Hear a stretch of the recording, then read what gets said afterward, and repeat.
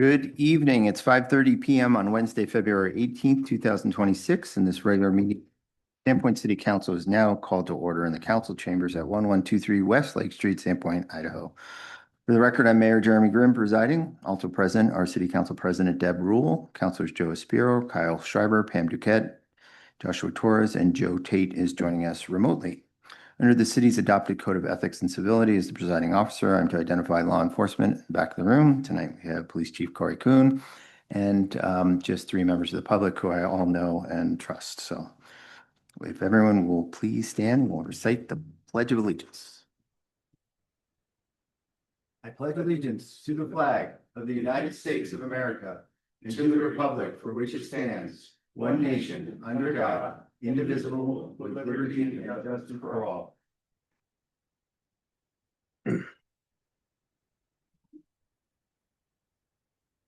For members of the public in attendance, if you wish to speak during this evening's public hearing or during the general public comment portion of the meeting, please complete a comment sign-up form and hand it to staff at the back table. Please note that general comment time following announcements and reports will be the only opportunity for public comment regarding new and old business on consent calendar items or other general matters not on the agenda that are pertinent to the business of the city at Sandpoint. If you wish to provide testimony during the public hearing, please note as much on your sign-up form and wait until the hearing has begun to provide your comments. Moving on to general announcements from the mayor. Obviously, wonderful to see some snow out there for those of you who like winter and for those who care about our water storage in the mountains and elsewhere. We had a good meeting last week with the county. Cheryl and I attended it. One of hopefully several will kick off or convene regarding health insurance coverage. The county asked a group to come in and present on an alternative model for health insurance. I welcome any council member who wants to learn more about various models out there over the next year. That's one of my goals, is to figure out a solution to our unsustainable health insurance plan that works well for staff and puts us in a better position. Beyond that, you probably heard and saw there's a lot of legislation passing down in Boise. Between Jason, myself, or Sarah, we can probably get you up to speed on anything if you have questions. Other than that, I would turn it over to council for any announcements or reports. Deb? Mr. Mayor, don't we usually at the beginning state who's here? I did. You did? Whoa, okay. My mind is not paying attention. Yep. Okay. But I thank thought you. Mr. Paint was going to be joining us. I said he was joining remotely. Right. I don't see him up on the. He is there. Okay. He is here. Okay. All right. But at any time, I am not infallible. So if I miss something like that, No, it's my fault there. Never feel out of line for asking, because Mhm. there's a lot in a day. Mr. Mayor. Oh, Yeah, the Bike Ped Advisory Committee met on February 12th. And just a quick summary, the liaison to the Downtown Streets Revitalization Phase 3 Technical Advisory Committee informed the group about the upcoming meeting, discussed a little bit about council direction and their priorities that they had given us, and sort of brought them up to speed on the nature of our strategic planning efforts and how that will very likely bring more guidance in the future. There was an update, and I don't see it in the minutes, but I believe it was an ultimate adoption of the new pedestrian priority street sections, which I want to commend the committee for. It was a really in-depth look at literally every street in town. And I think it'll go a long way to helping us update our street sections. I know that was kind of a pain point when we went through the Cedar Street reconstruction, that we needed standards so that we don't have to micromanage every single street. I think this is going to be really crucial when we tackle that. And then staff gave a presentation about the multi-family project coming up on Boyer and Chestnut, and the committee gave some comments on that. And then there was discussion of the next priority for 2026 and taking a look at the bike priority network next. Just an update. It's my understanding that that project on Boyer and Chestnut, the multifamily, was pulled this week. So the applicant, and Jason can correct me, but the applicant is not proceeding with that. Okay. Just if you see those. Thanks, Kyle. Anything else? Nope. You get skiing today? No, I did not. Other council members, announcements, reports? Mr. Mayor, we had our meeting on Wednesday, so I was not able to make the Parks and Rec Commission meeting, but here in my notes, it did talk about possibly using the city lot tax as an option to purchase the disc golf course property on Baldy. We can discuss that later, though.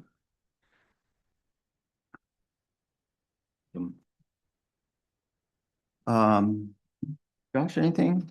Pam, anything? Joe, anything? Announcements, reports? Nope, nothing from me.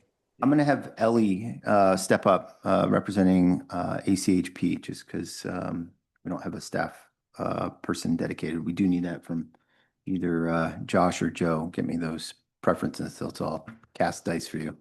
And I'm totally not prepared, Oh, so. it's casual, whatever. Just summarize what's going on and All right, well, I'm Ellie Sussness. I'm the chair of the Sandpoint Arts, Culture, and Historic Preservation Commission. And at our February 10th meeting, we had all the current commissioners present. We talked about our plan for seasonal street lamp banners, which is going to be exciting. You'll notice that the chamber put up some banners along First Avenue, and we'd like to do a similar program seasonally on Cedar and First. So we are making plans for that. We also talked about our Cedar Street sculpture. It will be on Second and Cedar, and you haven't heard much about it yet. We're still in the planning stages, so I'll bring some more to you about that. I did attend the February SURA meeting, and we secured funding for it. We also secured funding for the 2026 Silver Box program, so that's exciting. We always love to support our budding public artists. And next we were partnering with the Parks and Rec Commission on perhaps painting a mural on the city beach basketball court. So that's a very fun project in the planning stages. An update on the historic walking tour brochure. We are in the final edits for that. So that is very exciting. That's been in the works for a while. Kind of got put on hold, but we'll have it printed by the summertime for all of our locals and tourists as well. And then the final thing, we did a historic preservation update, which you'll hear about tonight. So that's it for me. thanks, Thank you. Ellie. Mr. Mayor, may I Yes, ask ma'am. Ellie a question? Sure. So when I was looking at the packet and the work on the historic overlay, and there was that page with the places like the Ninth Grade Center and a couple of homes and the granary, are they going to be like mentioned and put in that? I know you can't walk to all of those in a reasonable amount of time. I'm just wondering if could a page be in that? Most of those are actually They in the are. brochure. Okay. Yeah. And so basically the great thing about the brochure is everything's indicated where it's at, and there's a really nice map in there. And so a person could take the brochure and they could Go on their own. go on their Awesome. own walking tour, Thank you. That'd be including awesome. the residential. Yeah. Yeah. Okay, great. Thanks. All right. Thanks. Thanks, Ellie. Thanks for all you do. I will now invite our department heads and directors to come up and give any quick staff reports, any pertinent issues or projects, updates to inform the council of.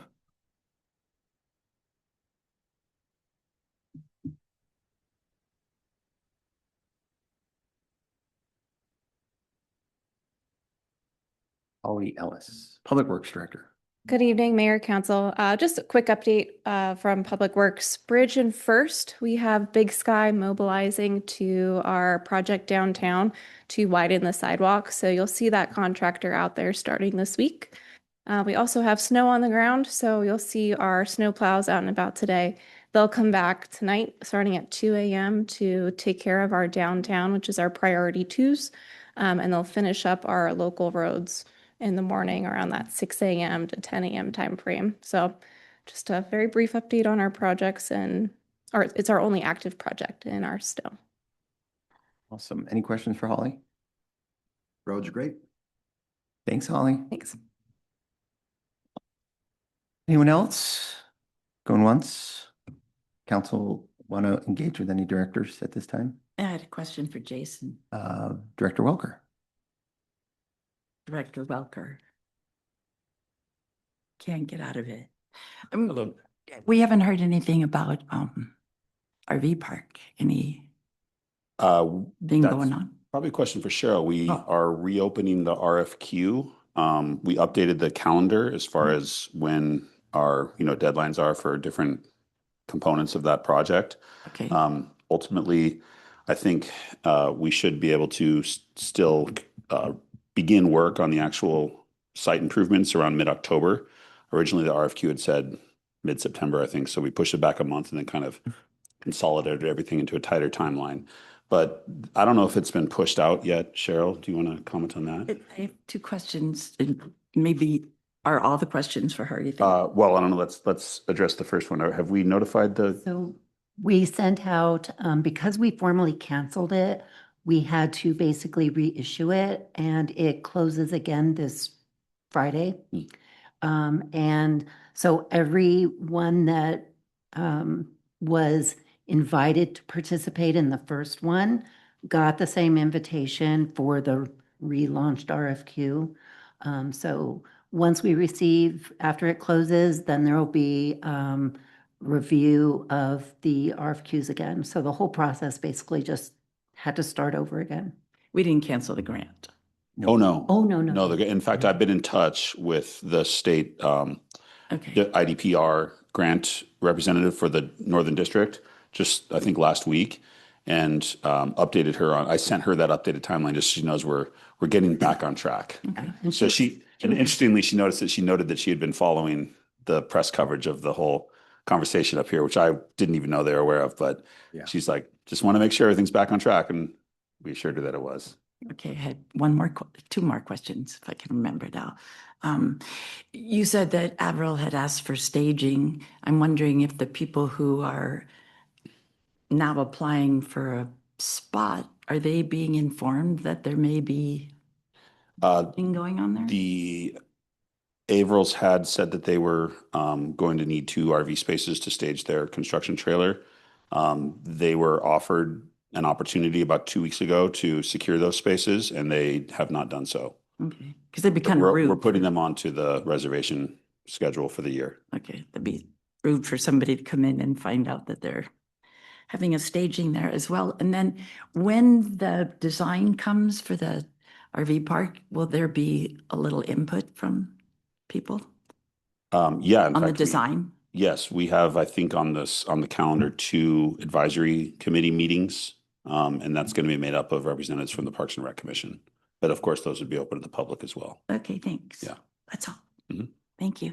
Thanks. Thanks, Anything Jason. else When does the RV park, I guess, close to start? for the season? For the season? We always take reservations through like October 15th, I think. So we're planning to begin construction after we close it for the season. Perfect. One more season. Yep. Cool. All right. Thank you. Thanks, Jason. Council, any other questions for department heads at this time? Not, we'll move on. Mr. Mayor? Go ahead, Deb. Not for department heads, but I would like to request that we change the order of agenda, putting the communication and administrative policy in front of the discussion for the commercial downtown zone, saying that that is only for discussion and the communication policy is an action item. Any council members object to that? No. No. Nope. Great. So this we will just flip-flop 13 and 14. On that same note, council, we do have consultants here who charge by the hour. It would be great if there's no objection to move the update of, downtown revitalization to right after public comment. That way we can get that consultant out. Would anyone have any objection with that? No. Excellent. Great. Moving on then. Public comment. Any written comment received by the city were included in the council meeting packets or otherwise provided to the council if received in time to do so. If you wish to testify this evening, please complete a sign-up form, hand it to staff at the back of the table because this is not a land use or otherwise quasi-judicial hearing. Those attending remotely may testify. If you're on Zoom, Mr. Mayor, sorry, I think we're at the top of page 2. I got on the wrong page. You're absolutely correct. We are proceeding with the general public comment portion of the meeting now. If you wish to speak and haven't yet completed a sign-up form, please do so and hand it to staff at the back of the room. The purpose of the general comment time is to allow members of the public in attendance to address the mayor and council regarding items included on the evening's agenda under the consent calendar or old or new business. For the purpose of general public forum, you are also welcome to comment on any topic pertaining to the business of the city of Sandpoint, not included on the agenda and not anticipated or scheduled for future public hearings. Please note, council cannot take testimony on any planning or land use related matter outside of an official public hearing. I'd like to make everyone aware that the city does have a policy on public meeting decorum. The rules are posted outside the chambers. In summary, I'd ask everyone to please be pleasant and respectful. Do not make derogatory statements about others, including city staff. Do not be disorderly or disruptive. No calling out, clapping, or holding up signs. Public comment is for comment only. No questions or debate. You are welcome to contact me during regular business hours if you have any questions or concerns. This is the only general public comment time that will be offered this evening. Those attending remotely who wish to speak may raise their hand on Zoom at this time. When it's your turn to speak, please state your name and whether you reside in city limits. Each speaker will have up to 3 minutes. Madam Clerk, please call our first speaker, if any such exist. Mr. Mayor, no one has signed up. That will conclude the general public comment portion of the meeting. Next is the consent calendar. For the record, the total amount of bills for approval is $535,176.07 for regular payables. Council, do you have any questions or are there any items you wish to remove from the consent calendar?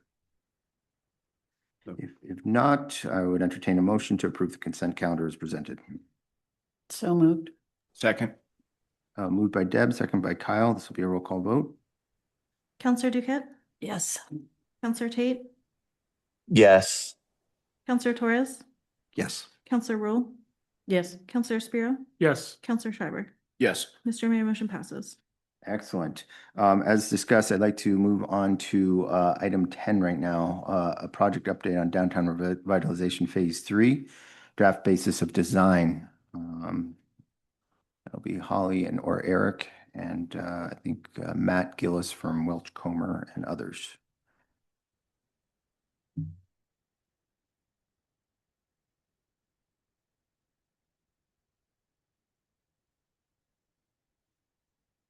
Good evening, councilors. Eric Bush, project manager, city forester. I've got Matt Gillis, Welch Comer Engineers, with us here tonight. Welch Comer is doing the design work for downtown phase 3. He's part of the ultimate design team, the kind of prime design contract. He'll tell you a little bit more about the details of who else is on their design team in a second. But just to set the stage a little bit, we're working on phase 3 design right now. We initiated this design early last month.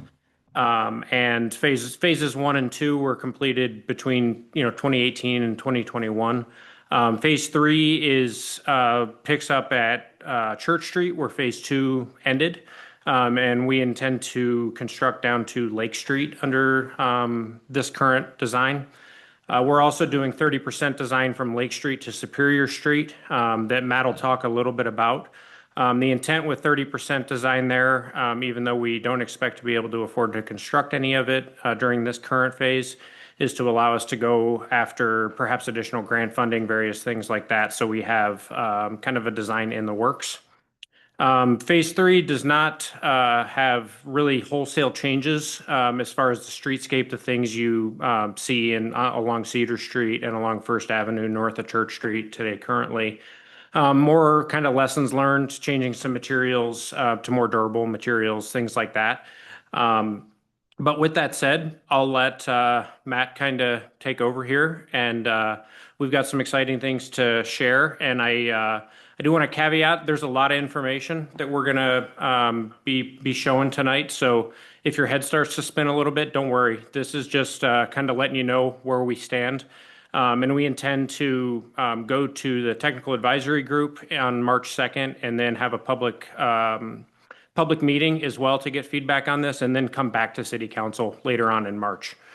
So this is just presenting where we're at right now, and starting the feedback process. So with that said, Matt Gillis is here. All right, thank you, Eric. That was great. Council, Mr. Mayor, happy to be here. I think this is my first time before you as a board, and I'm excited to be here. Downtowns are my passion. I love this stuff. More complex, the better. As Eric mentioned, we're going to share a lot of information, but what we're not asking for are any decisions tonight. We want feedback, but there's no pressure to make any decisions because we don't want to get out ahead of you. We don't want to get out ahead of the public because we want to get what they have to say, distill that down. Then we'll come back to you for some decisions probably next month and then a few more times after that. So stop me at any point if you have questions. This is your meeting. We're here for you. So quick agenda, as Eric mentioned, I'm gonna be as efficient as I can to respect your time, but we're going to confirm some of the goals. We'll review the scope, spend a little extra time on the schedule so you understand because it's fairly compact. Give you a quick update on how we're outreaching to the public in various ways. Then we're going to get into some options. There's going to be a lot to digest, but again, we'll be back several more times to talk through this in more detail. And again, we do want your input, so please. So very quickly, you selected us, which we're thankful for, but behind us, Welch Comer is a very talented subconsultant team, all doing what they specialize in. And in downtowns, there's a lot of moving parts, and it's important to have a team that focuses on a variety of things. And so that's where we're at now. So I'm excited to have be leading this team. I've identified 5 goals of this project based on what we've heard from staff and all of your documents. And the first goal is to deliver a product that most of the community can support. We're never going to get 100%. You all know that. But the more outreach we do and the more interaction and dialogue we have, we're hopeful that we can get most of our folks, your folks, on board. We don't want to replace, as Eric mentioned, what has been done in phases 1 and 2. There are so many good things about those. We want to build upon those. So as Eric mentioned, there's no wholesale changes, but there's opportunity for improvement, we think, and we're working hard to identify those. It would be irresponsible for us to just tear up the road, put all the new streetscape in, and ignore any older utilities. So primarily the water line infrastructure, that needs to be replaced. I think you're in a good place. Sewer, so that will be addressed as part of this project. I know this is important to the city, important to us as well, is placing an emphasis on pedestrian and bikes, primarily bicycles. How do we, and by bikes, I don't mean the spandex wearing high-speed bicyclists. And I agree, we want to be able to get the 12-year-old kid from home through downtown, down to the beach and back in a safe manner. And so we're focused on that. And then finally, as I mentioned, we're going to be before you several times. We're going to talk to so many people in the public, a variety of different ways, which I will share. This is going to be transparent because ultimately, as the design professional, I understand and I'm sensitive to this is your project and your constituents' project for generations. So very quickly, the scope, Eric touched on this, but I'll just share it graphically. We'll call this the base phase. So we're going to take 100% design, bid, and construction First from Lake to Church. In parallel to that, we'll be working on a 30% design from Superior to Lake. If we're successful in securing more funding, maybe that advances further along. Maybe it's 60, maybe it's 100. We don't know yet. But we do know we're going to build from Lake to Church, the area in purple there. Our schedule. So right now we're middle of February. We're coming to you. The top line there is how often we're going to come to council. If you take your eyes down to the bottom right, the goal here is to get ourselves in a position where we can award a project, start construction on a project with a contractor shortly after Labor Day. Construct what we can with the remaining weather. There would probably be a winter shutdown, and then it would restart in the spring. So to get there, we've got a lot to do, and we're committed, staff is committed, so I'm not too worried about it. A lot of information's passing back and forth. So I think we'll get there, but the design phase is pretty quick. Before I move on from this, the interaction with you and the public is critical with this project. So generally speaking, the way it works is we're here with you now. We're going to go away for a week and a half. We're going to do some more concepting. We're going to meet with what's called the TAG, the Technical Advisory Group. They're essentially there to advise us, keep us between the white lines of the road, so to speak. And I'll share a little bit more about that. Shortly after meeting with the TAG, we'll go to the public. So a big public meeting where we'll spend as much time as folks want to talk about it, understanding what works, what doesn't work, what they like, what they don't like, what's important to them. We'll take that information, we'll bring it back to you, share it with you, so you are better equipped to give us official direction. But then it's kind of this back and forth, this iterative process through the design phase. So a lot of interaction and back and forth. Any questions on that so far? Okay. One of the most complicated and fulfilling parts of downtowns is understanding that we have a finite amount of space to work within. We'll call it the public right-of-way. So building face to building face, the city-owned property. But you, have to help us decide who gets priority of that space, because we have competing interests. We have vehicles, we have pedestrians, we have bicycles, but we have a finite amount of space. And so if we decide to prioritize one, my simple brain understands that we deprioritize others. And so it's this give and take conversation that's fun. Those are the main categories. There's even subcategories where on-street parking is important, especially for a local business. Outdoor dining is important. Outdoor retail is important. So, but all those uses take up space, right? And so it'll be a fun tug of war, but we'll get there. I'm confident. One of the ways that we get there is this interaction with the public. So it starts, I hope you like my Legos. I like that. It starts with the foundation of us working daily, frankly, with city staff, helping. They've distilled your wishes to us, and we're working with that.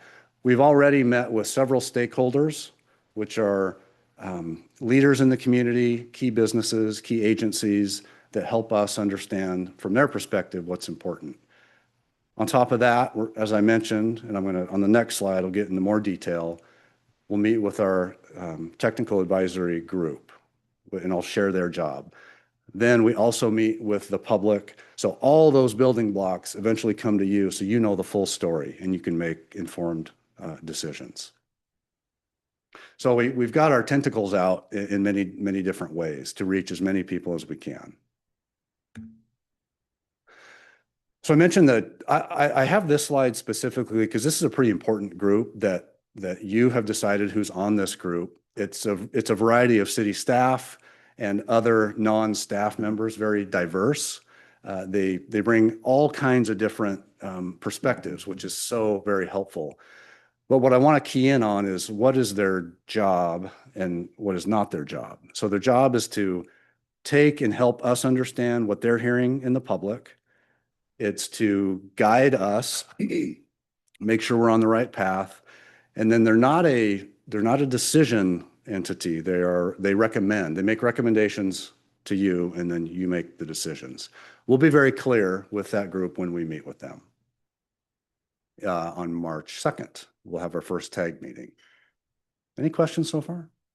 Nothing. Okay. So you all know, I think this has been referred to as Malfunction Junction, the intersection of First and Bridge. Especially in the middle of summer, it can be, from a traffic standpoint, a bit of a nightmare. So, and I know I'm preaching to the choir, but it's important to talk about this. What we deal with is heavy traffic, northbound, southbound. And so the folks coming out of City Beach, they can't find a gap, a safe gap, to pull their RV out, their boat out, or just their passenger vehicle. And so, as I understand it, traffic backs up into the beach, and it's challenging. Is that the case? Is that fair? We're technically, yeah, we can only go right out of the Bridge Street. We can only take a right legally. Right. Right. Yeah. But legally, I think that's the key word. I mean, I've never done that. Yes. Yeah. Yeah. If there is a will, there's certainly a way. I think the other movement that can be a challenge is the southbound left as well, can also be challenging. So it's a traffic challenge, which we are looking at. I know the city has done some study of this already, and in some of your planning documents, which we're going to take that and build on. We certainly don't intend to replace it. I believe you've probably seen this before. So we're looking at this and in an accelerated manner in the next 2 or 3 weeks. Mr. Mayor, Go ahead, Kyle. is now a good time for comments on this? I'm going to defer to Matt. I don't know what he is to get through. So Matt, do you want? This is your meeting. However you want to run it. I'm Stop happy. you along the way. Go for it. I just wanted to point out an additional issue at that intersection, that even when someone coming from City Beach turns right, they often try to make an immediate left onto Church. And then cars back up behind them as they're waiting for a spot to turn left. And the northbound traffic on First then blocks the southbound traffic from making a left onto Bridge Street, which then creates gridlock because cars back up behind them. The car trying to turn onto Church can't turn because of the cars backed up, and the car trying to turn on a bridge can't turn because of the cars backed up.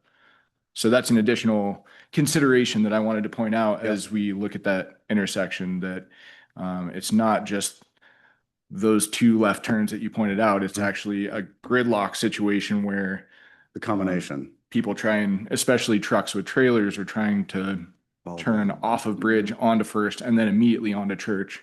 Thank you for that. That's helpful. Very much so.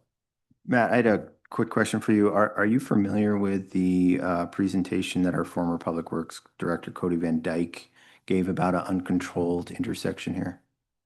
I don't know if I've seen the presentation. I've seen product. Deb might remember it, but it basically, it took a few models with some empirical evidence about queuing and flow from the UK and elsewhere, not in the US.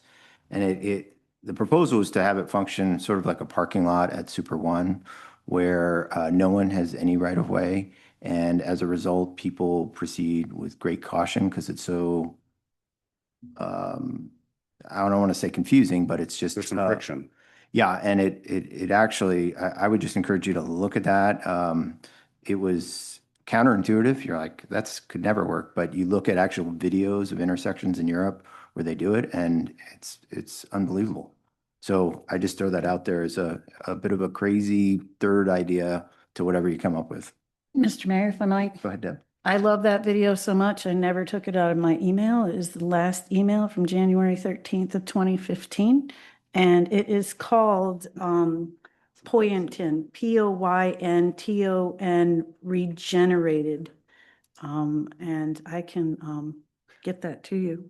If you'd like to forward it The to fun staff, watch, it'd be, yeah. I'd love to see. Engineer type people just love You that. can nerd out on it. You bet. To the Deb, council Deb, as well. please send it to me and I'll Yeah, Get you it. can get it to everybody and share. thank it you. with I council. haven't seen that, so I have no doubt, too. Deb, that Like it's this. so counterintuitive. It would be, I'm sure the public would have a lot to say about, but watching those videos of before and after, it's amazing. Well, I'm glad you mentioned this because I'm going to show you a unique idea on the next slide. And I'll qualify it by saying I'm not trying to sell this at this point. It's just for discussion. Okay. So there is this is kind of a European thing. It's called a Woonerf or Woonerf if you're from Europe. And this is similar to that, Mayor, where well, what is a Woonerf? It's an effort to, we talked about priorities a minute ago. It's to make this a people space, not just a vehicle space, right? So to prioritize people, not to keep vehicles out.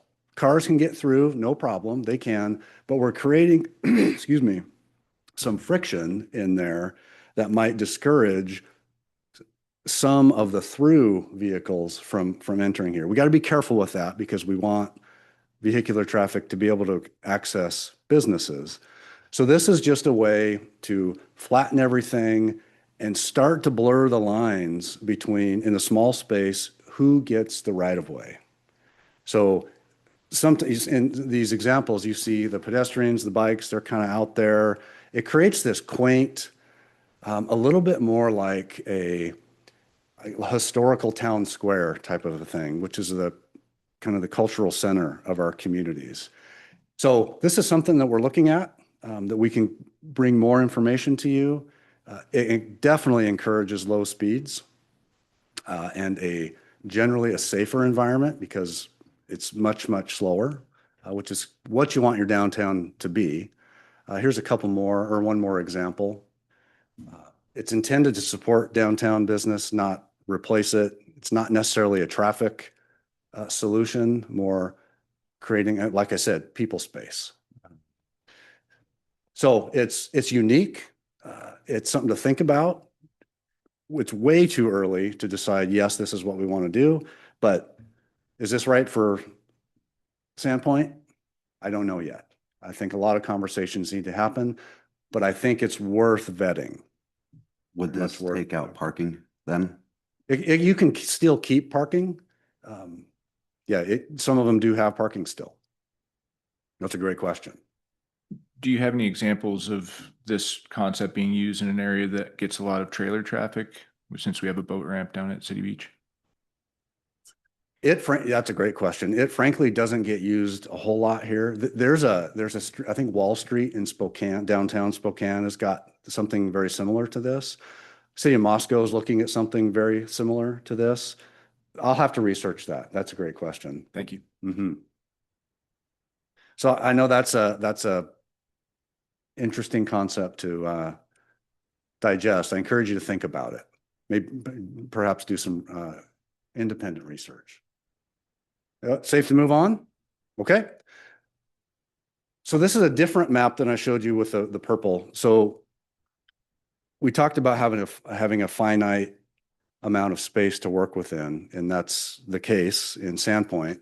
So north of Pine, we have a nice wide right-of-way, 80 feet. South, less so, 60 feet. And those present very different opportunities in what we can do with the streetscape. And so I'm going to go through slowly just to show what some possibilities are. Again, we haven't prioritized any of these. It's just to start somewhere to stimulate discussion. So this is a bit of a cartoonish version of what the streetscape might look like. It's a slice of the road. We're looking at street level, and in every case, we're looking north. Okay, so west is to the left, east is to the right. So this is the existing conditions south of Pine. You see the little graphic on the bottom? Those yellow lines are about where this section might be. So 60 feet of public right-of-way to work with. So the current situation is we have 3 lanes. We'll start with the cars. 1 northbound lane, southbound lane, and a turn lane. Outside of that, on the west side or the left side, we've got a pretty narrow sidewalk for downtown standards. On the east side, we've got a very small, I guess it's a brick paver buffer area, and then another small sidewalk, and then a small planting strip. So that gets us our 60 feet, okay? So that's existing. If we look at an option, again, these are not prioritized, we'll call it option A. we have, so let's say the traffic analysis tells us we have to keep the turn lane, which we don't know that yet. We're working through that. So if we have to keep the traffic or the turn lane, we have 3 lanes of vehicular traffic. So what can we do with the outside beyond that? So we'd still have a narrow sidewalk on the west side, some type of planting area that's wide enough to get some healthy growth of downtown trees. 5 feet's pushing it. That's pretty narrow. Then I mentioned the lanes. Then on the east side, another planting area. And then you'll notice on the far east side, we have a wider 10-foot wide, we're calling it at this point a multi-use path or a shared use path. All I mean by that is that's a location where we can have bicycles and pedestrians coexist because we're trying to find a safe place for bikes to go, okay? There's concerns with this one. If we're mingling them together, what happens from a safety standpoint? So we need to think through that, but this is an option. Is that making sense so far? Okay. Option B, if the traffic analysis determines that we don't necessarily need a turn lane, and think about it like the left turn lane onto Pine Street. If that can go away, all of a sudden we have 10 or 11 feet extra that we get to use for some other user, right? The cars don't need it. Who gets it?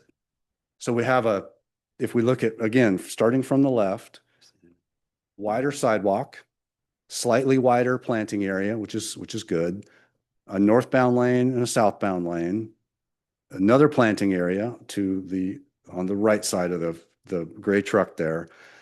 Then from there, from the tree to the building, think of it as we have 15 feet now to work with. How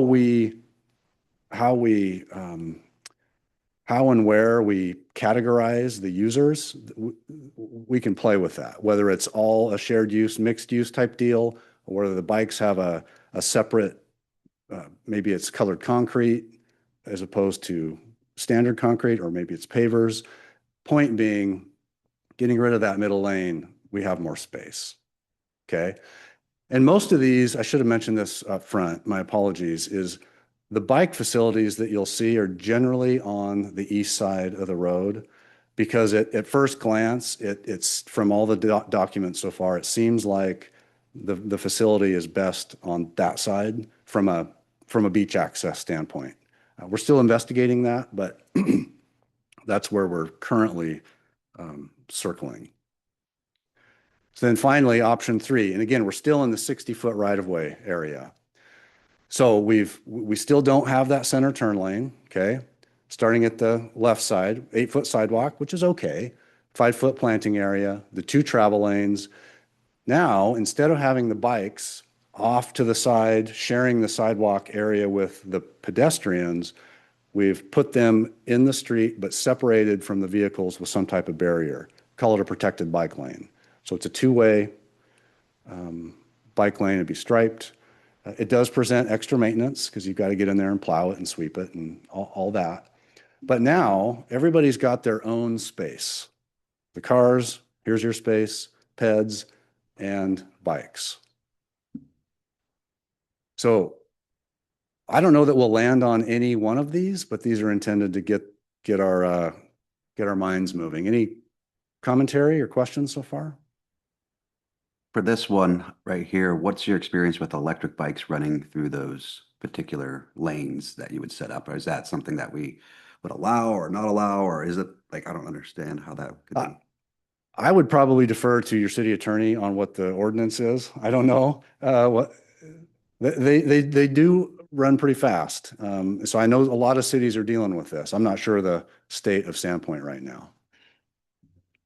We can evaluate at the time. Electric bikes have their own unique code and requirements, and I'm sure the police chief can speak to that as well. But as we go through the process, we can evaluate. Okay, if it's okay, I'm gonna move to where we have the wider right of way. This gets a lot different. So 80 feet, again, we'll start off with the existing conditions. So we've got a 9-foot sidewalk on the west side, which is great. We've got a parallel parking lane, a wide 14-foot travel lane, a really wide 23-foot travel lane. we'll remedy that. And then another parallel parking lane with kind of a planter strip buffer area, and then an 8.5-foot sidewalk, and then some extra space on there that's kind of unutilized. So that's just the existing. We're not proposing that. Our options here are, one, we could just extend what was done in phase 2 to the south, where you've got 10.5-foot sidewalk, which is fantastic, planter strip, parallel parking, 2 lanes of traffic, and then angle parking on the east side, okay? Then another planter strip, and then a 10.5-foot wide sidewalk. Again, this is what was done, generally speaking, in phase 2, okay? So what's going to switch here is if we removed or we replaced that angled parking with parallel parking, okay? So we're going to get an extra 9 feet. And so where do we spend that 9 feet? So this looks quite a bit different. So we've got slightly narrower sidewalk, wider planting area. And the planting area, don't think that that's a linear planting area the whole way where you can't pass through.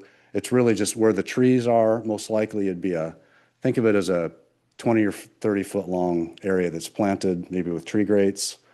And then in between those, there could be bike racks, benches, garbage cans, those types of things, lights, street lights.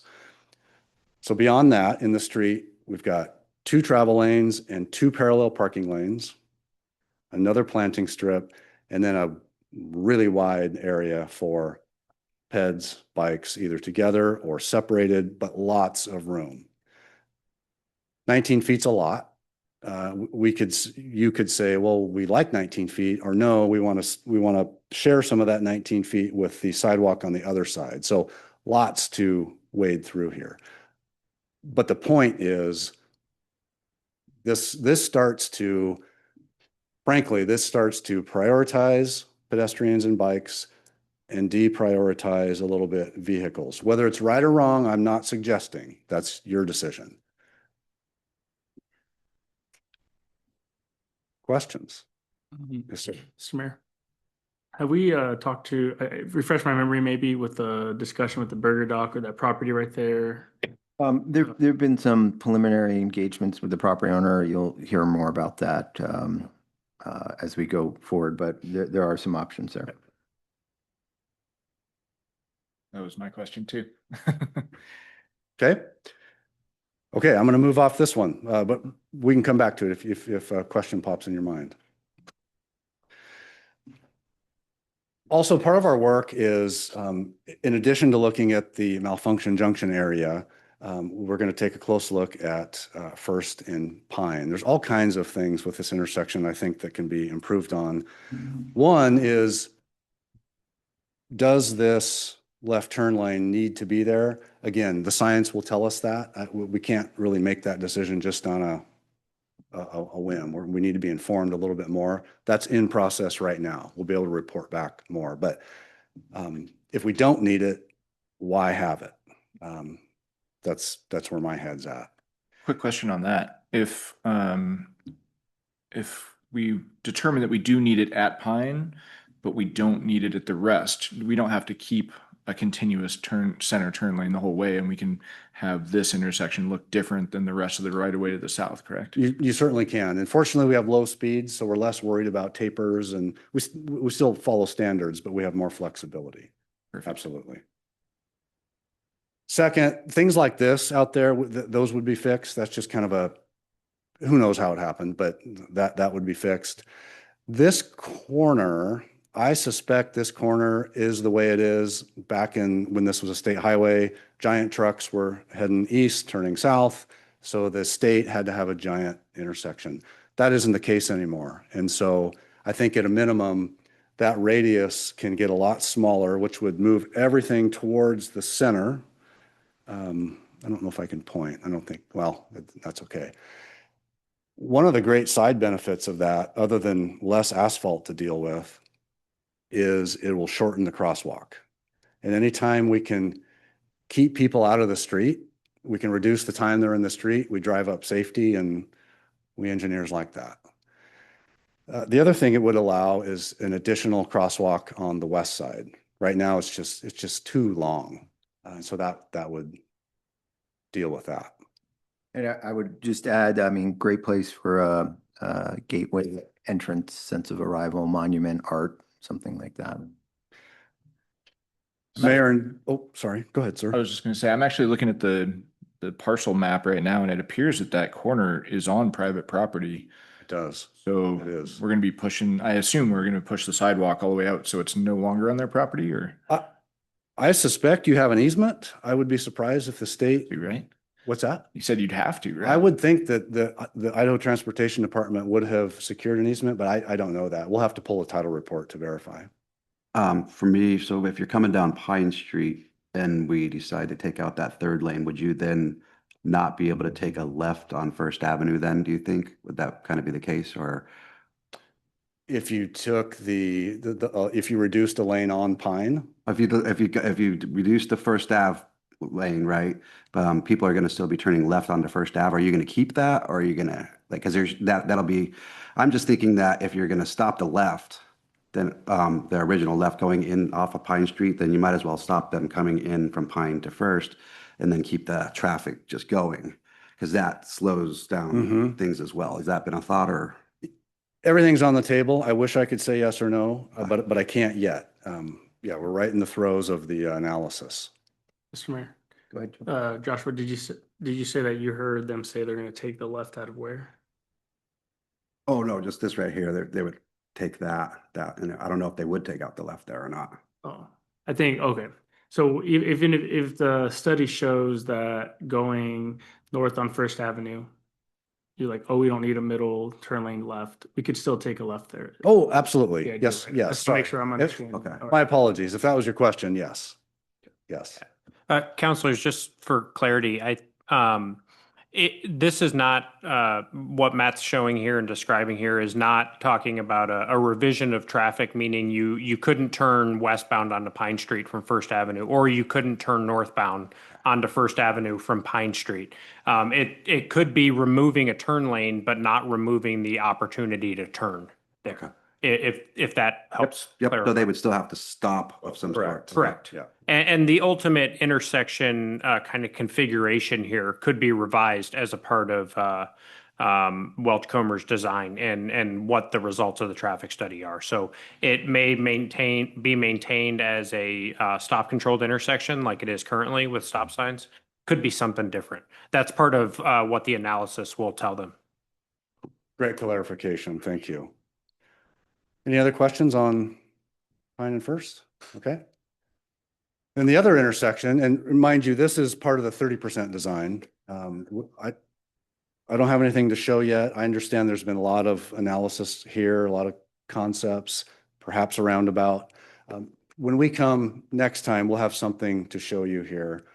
This could, Mayor, to your point about the gateway, this is also an opportunity for a gateway in the center island of a roundabout. So this is on our mind. Just wanted to make sure you're aware of that.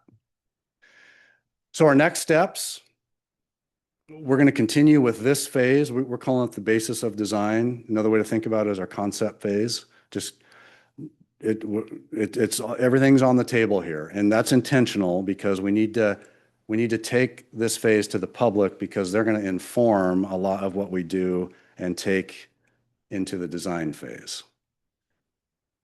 Like I said, on March 2nd, we're going to meet with our technical advisory group over at the library. Shortly after that, we'll gear up for our first public meeting. I don't have a date for that yet. We'll come back to you after that in accordance with the schedule. And then come a month from now, we'll be ready to get into production mode on the design. But we'll still be taking public feedback through that entire process. So it'll just get more formal. We have a question. Yes, go ahead, Pam. On the public meetings, how are you planning on doing public meetings? So we're still working through that. We'll have a bunch of staff there. We may have a presentation, but we will definitely have as much one-on-one interaction as we can. We'll have exhibits and We'll have surveys. We'll have all kinds of stuff. There's a lot of ways to extract information out of people because we want to hear what they like, what they don't like, what works and what doesn't work on phases 1 and 2. Also, what's very helpful is I've had this happen where a business owner comes up and says, hey, I see that you're going to take my sidewalk, but you need to know there's a coal chute under there with my fire department connection, and we would never know.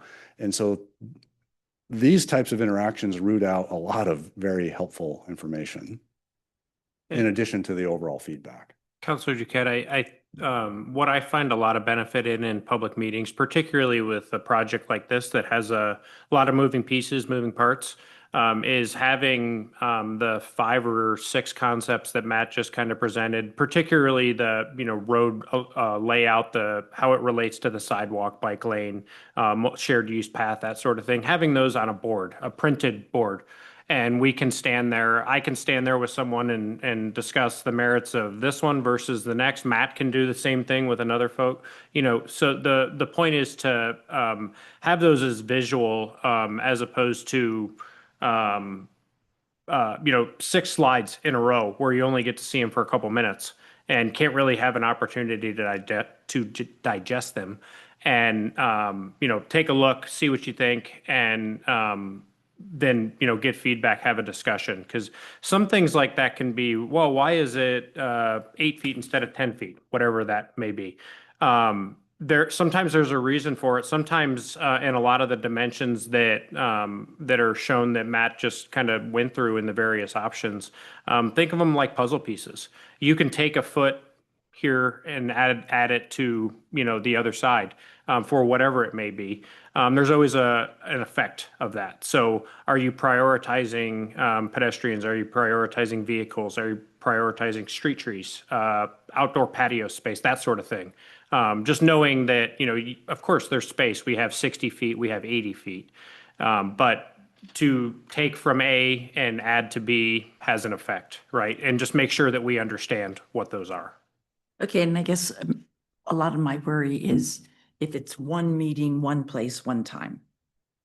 I understand you're going to do multiple meetings, but if you say this is our public meeting and it's going to be this day and this time, that doesn't capture the broadest amount of people. I guess I'm wondering if it would be alternative times, alternative place.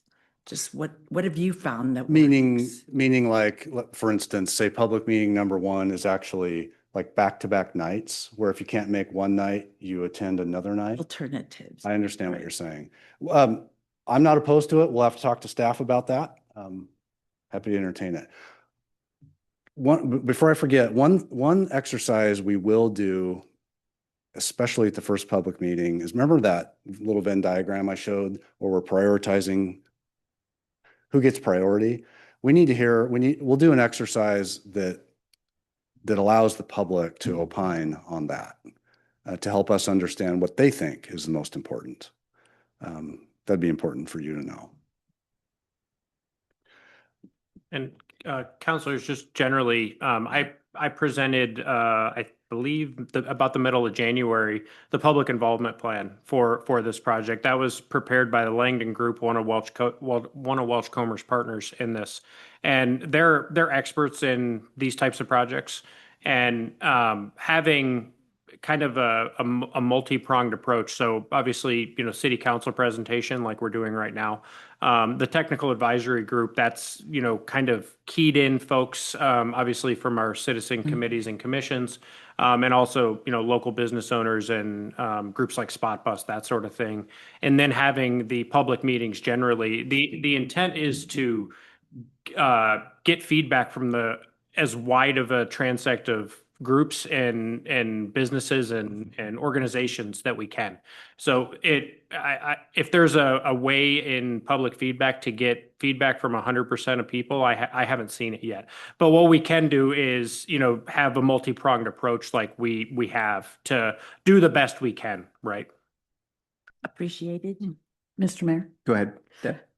I do believe when we were way back planning the first phase of this, that the The bank building, the large bank building downtown, they actually had the meeting on the second terrace level, just in the open space outside of the offices and all the poster boards. And then I think they stayed there for a week or so, just up inviting the public to come and see them on their schedule, because not everybody is able to do that. And so I just remember going and thinking it was a very good atmosphere in which to do that, because you could kind of have it down the hall and small groups could move along and talk to different staff or committee members. And so, anyway, That's a good idea. food for That thought. week long sounds like a great, something like that. It's great. Thanks. Well, Mayor and Council, that is what I had for you tonight. I hope it wasn't overwhelming. I know it was a lot of. Great. Thank you so much, Matt. but Really yeah. appreciate it. Good introduction, exciting project to cap off the work that so many have done downtown. So thanks. I just have one last question. So you said replace aging infrastructure, and then I just want to make sure, I just want to kind of just put a buzz about fiber while you're there. If that would be an opportunity, if we do, I don't know where we're at with upgrading it or if it needs to be upgraded for that matter. But since we are down there and we're going to be around there, I'd like to at least consider that that's an opportunity for us. Counselor, we will be doing that. In phases 1 and 2 and elsewhere in downtown, we've installed the kind of fiber vaults with various conduit banks that, you know, provide the opportunity for fiber to be ran now or in the future. And the intent with that, and particularly in downtown and First Avenue, is we don't want to have our streetscape cut up. And have a trench ran and then backfilled, right? We intend to have a really nice streetscape, you know, mix of asphalt, curb, pavers, concrete, those sorts of things. And having patches and trench cuts come back through there is not really ideal. So I think generally the fiber system that we've set up previously in phases 1 and 2 and elsewhere in downtown works pretty well. It's not perfect, but I think it provides opportunity that fiber can come in. Various purveyors can have, you know, their fiber come in, but not damage our streetscape that we, you know, put a lot of effort in. Absolutely. Thanks, Matt. You're welcome. Yeah, thanks. Thank you all. Moving back up the agenda to item 8, our public hearing. Next, we'll move on to the sole public hearing on our agenda. The purpose of taking public testimony is council considers a resolution amending the city's fee schedule with a new membership pause and membership reactivation fee for the James E. Russell Sports Center. I now yield the floor to Director Welker. Good evening again, council members. Staff report had everything you need to know about this proposal. We just continue to fine tune our operations over at the sports center. Just as a matter of update, as of this morning, we were up to 790 members, active members in our 790 active members, including guest members, and 240 of those are paying monthly or annual members right now. We hit $19,000 yesterday for the month of February, so it's going to be another banner month there. The current proposal is to add something that pretty much every similar facility around the country has, which is a member pause fee. We have found that some members sign up for an annual membership and then, you know, they might be traveling for a month, or they might have a, you know, for whatever reason, they don't plan to use their membership for a couple of months. We have seasonal residents. We want to create an opportunity for them to join, become annual members, but not have to cancel that membership when they, let's say, go to Arizona for 2 or 3 months in the winter. So the membership pause fee of $15 is what we're proposing. We view that as a very fair rate to pause a membership so that it can be reactivated without having to go through the whole new membership application process. The reactivation fee would only apply to people who cancel the memberships but choose not to pause their memberships. And just pointing out that most facilities, including similar bracket sports facilities in the Spokane area, have initiation fees ranging from $100 to $200. We do not charge an initiation fee. So this is a small incentive for people to keep their memberships active, remain in court reserve, even if they're leaving town for a couple months, and not have to cancel their membership. It preserves our revenue base, which is important for the facility. And it provides this opportunity to pause the membership, but I think it comes out to around 7 months. You could pause your membership before it would make sense just to cancel your membership and pay the $100 reactivation fee. So the reactivation fee would only be charged to members who had previously been members of the sports facility, but had canceled a membership or let it expire, not paid their dues for several months, then come back. And that could be viewed as a abuse of the system, you could say. If you sign up for that annual membership, which has a lower monthly rate than our month-by-month membership, but then just cancel it every time you plan to leave town for a month and then reactivate it or start a new membership when you come back. That could be considered a loophole that we are just trying to close here as well. So we're emulating what other facilities do around the country. We're creating an opportunity for members who do leave town for a month or two to remain in our system, and hopefully protecting some of that important revenue base that we've built up over the last several months under Ryan's supervision. So any questions if you have them? If not, we can open the public hearing. And of course, the reason this is a public hearing is by state law, any addition or amendment to our fee schedule requires public hearing. Any questions for staff at this time before we open the hearing? We'll now prepare. Mr. Mayor? Oh, go ahead, Kyle. I'm trying to remember how these worked. Is this the only opportunity for council to ask questions? No, then we will close it and then we'll move on to the action item for the deliberation of this. But Okay. I do have some questions. I'll just get them out now. I don't Yeah, know. questions are good. There's a lot of people from the public waiting, so. First off, thank you for all the work that you're doing to make this facility solvent, and I recognize that this is an extension of that. So remind me how the current system works. If someone signs up for the annual membership, but then at the end of that year, they decide they don't want to renew that membership, would then they be required to pay this $100 to reactivate, or can you just sign up for 1 year and maybe that's the only year that you wanted? No, if you fulfilled a year's membership, there's no reactivation fee to sign up for another year. Or you could, if you paid your 12 months and then took 3 months off and then wanted to come back, there would not be an initiation fee or a reactivation fee because you fulfilled your year. I mentioned the loophole. Right now, you can sign up for an annual membership, which for a city resident is $39 a month or $49 a month for a county resident.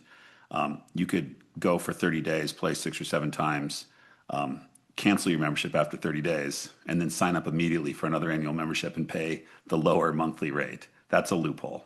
Yeah. Okay. Not that many people are doing that, but we have had a very small number of people who have canceled their annual membership, taken a month or two off, and then come back and started another annual membership. Those are the people who should be paying the higher month-by-month membership option. But since there's no disincentive to take advantage of that loophole, crafty people can, cheat the system by having, an annual membership. In theory, you could cancel your annual membership at the end of every month, sign up for a new annual membership, and then cancel at the end of the next month. And every month you're paying $20 less than somebody who's doing the right thing, which is the intended thing, which is you pay month by month if you're not going to opt for the annual membership. Sure. Yeah, that makes sense. Thank you. Now, and I'm not saying anybody's doing that. That would be an extreme abuse of, but the fact we're always looking for ways to improve the options over there, and looking around at other sports clubs, these pause fees are pretty standard. I see your point, and I definitely remember that when we were discussing these annual memberships that are pay by the month. It's, what's the penalty if you don't pay every month? Now, if in our system, that's called a lapsed membership. If Okay. a month goes by where you haven't paid, it's considered a lapsed membership. So it hasn't actively been canceled, but someone stopped paying for their membership. So I think the reactivation fee would apply to canceled or lapsed memberships. So people who just stop paying, they can't just start paying again, and we consider them, still being members. they have to catch up on previous payments, or do we Well, not- no, in the proposal, they'd have to pay the $100 reactivation fee. Gotcha. Even if it was just A one. lapsed membership would be canceled in our system, and then you'd have to reactivate it with a $100 fee. Gotcha. And this is something we'll have to educate all our members about. It'll be added to the membership option page on our website. Under the annual membership, it'll say, there'll be like a little footnote that says, can be paused for $15 per month with a $100 activation fee for memberships that lapse or are canceled before the end of the year. Something to that effect.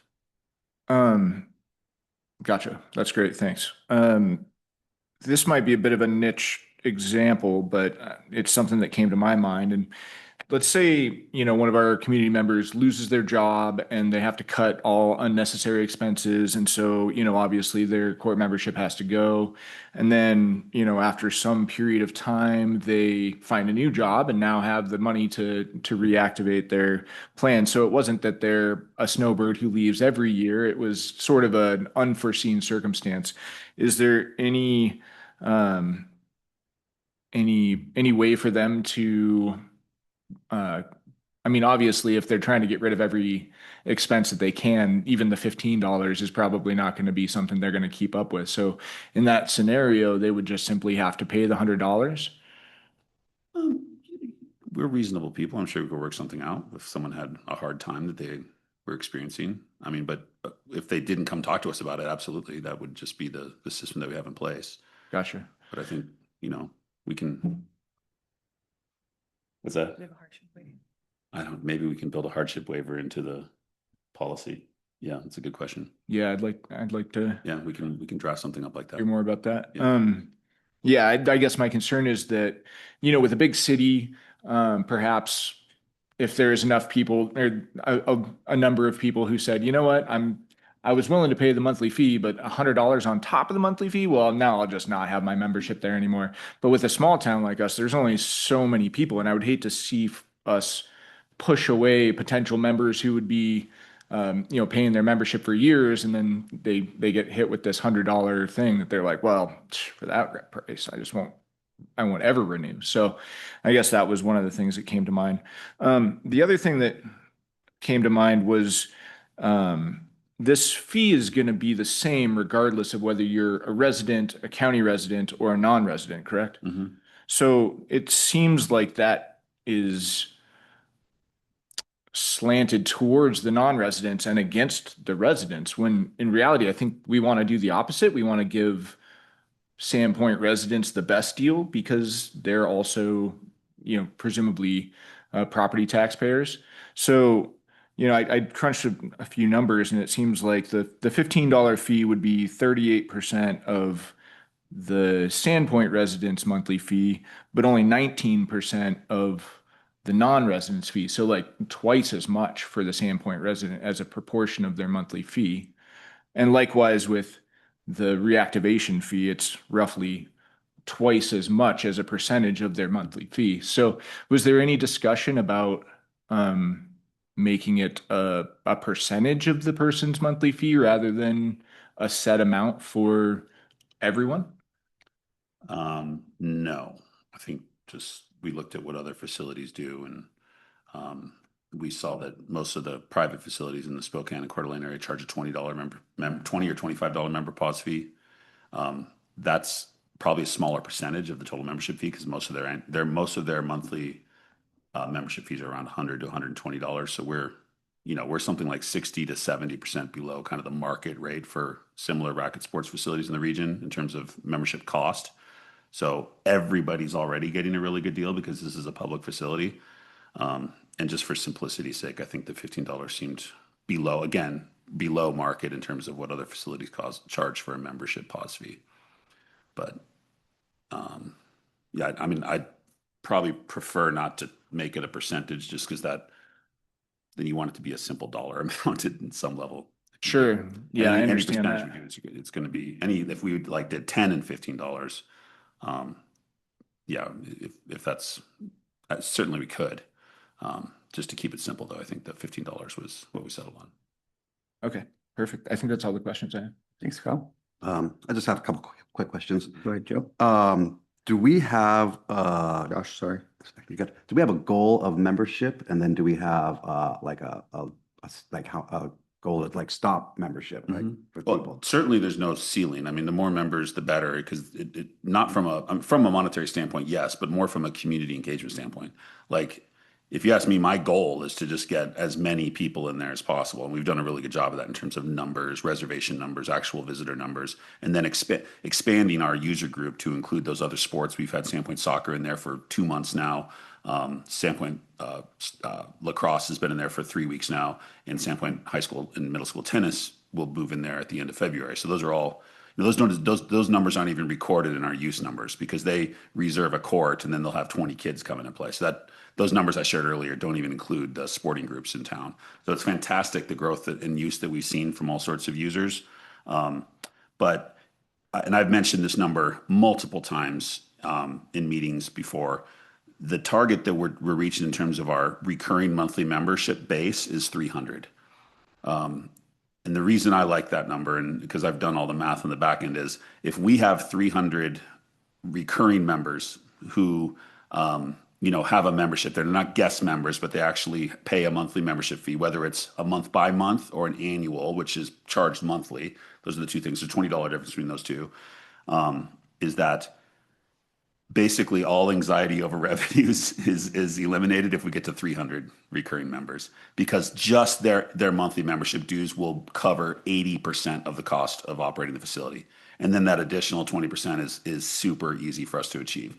Right now, we are, for 3 months in a row now, exceeding our costs over there with only 230 members. But we've also seen a lot of winter use. What I'm really comfortable with is that during the summer months, when half those users are going to move outside, possibly, if they maintain their JER memberships, then even though they're not coming into play, we're still going to see revenues approaching $17,000 a month, which is what our costs are averaged out over the year. So I do expect monthly revenues to fall below $17,000 during the summer months. But right now we're going to have 2 or 3 months in a row where we've exceeded $22,000, $23,000. So it's okay if our revenue falls. But in order for revenue to remain close to the cost during those summer months, we need recurring members. That's why I've really encouraged Ryan and his team to continue selling memberships, converting those guest members who don't pay a recurring membership due to join, and then offering more and more programs that are free for members, so that they don't pay the $10 or $15 when they come in. Rather, they can just come and participate in a skills and drills clinic, for example, those things have all been free for JER members. Jason, the air handler in there, the HVAC, that does filter air, doesn't it? Filter air? Yeah, it has filters. Oh yeah, big filters. So, We've changed them one point. They're supposed to be changed about once a year. But with the prevalence of big fires and for smoke, sure. you may see just people wanting clean air. We saw it last year when the outside air temperature exceeded 85 degrees. Everybody came back inside and played, because the highest it ever got. Air quality too. Air quality, but last year we didn't have a bad smoke season. Right. But the hottest days of summer use went up because it never gets above around 70. It's just 74 is pretty warm to play tennis in, but 74, 75. It's on some days last year, it's 20 degrees cooler inside the building, even though we don't have an AC unit. I won't judge tennis players as fair weather athletes, but I hear you. Any other questions for Jason? Mr. Mayor? Go ahead, Kyle. I did think of one more question while we were talking just now. So it seems like the two issues that we're trying to address here, one is closing that loophole where people cancel their membership and then just because there's no initiation fee, but then also keeping members through the summer rather than just through the months that it's the best time to use it. Could we address that just by asking those annual members to pay up front? We provide an incentive for that. You get 1 month free if you pay up front. So there already is that incentive, but some people don't want to pay that, $400 to $450 or whatever in one go. So many people opt for the monthly billing option for their annual memberships. But there's an incentive right now. You get 1 month free if you pay the whole annual membership. You pay 11 months and you get 12 in one go.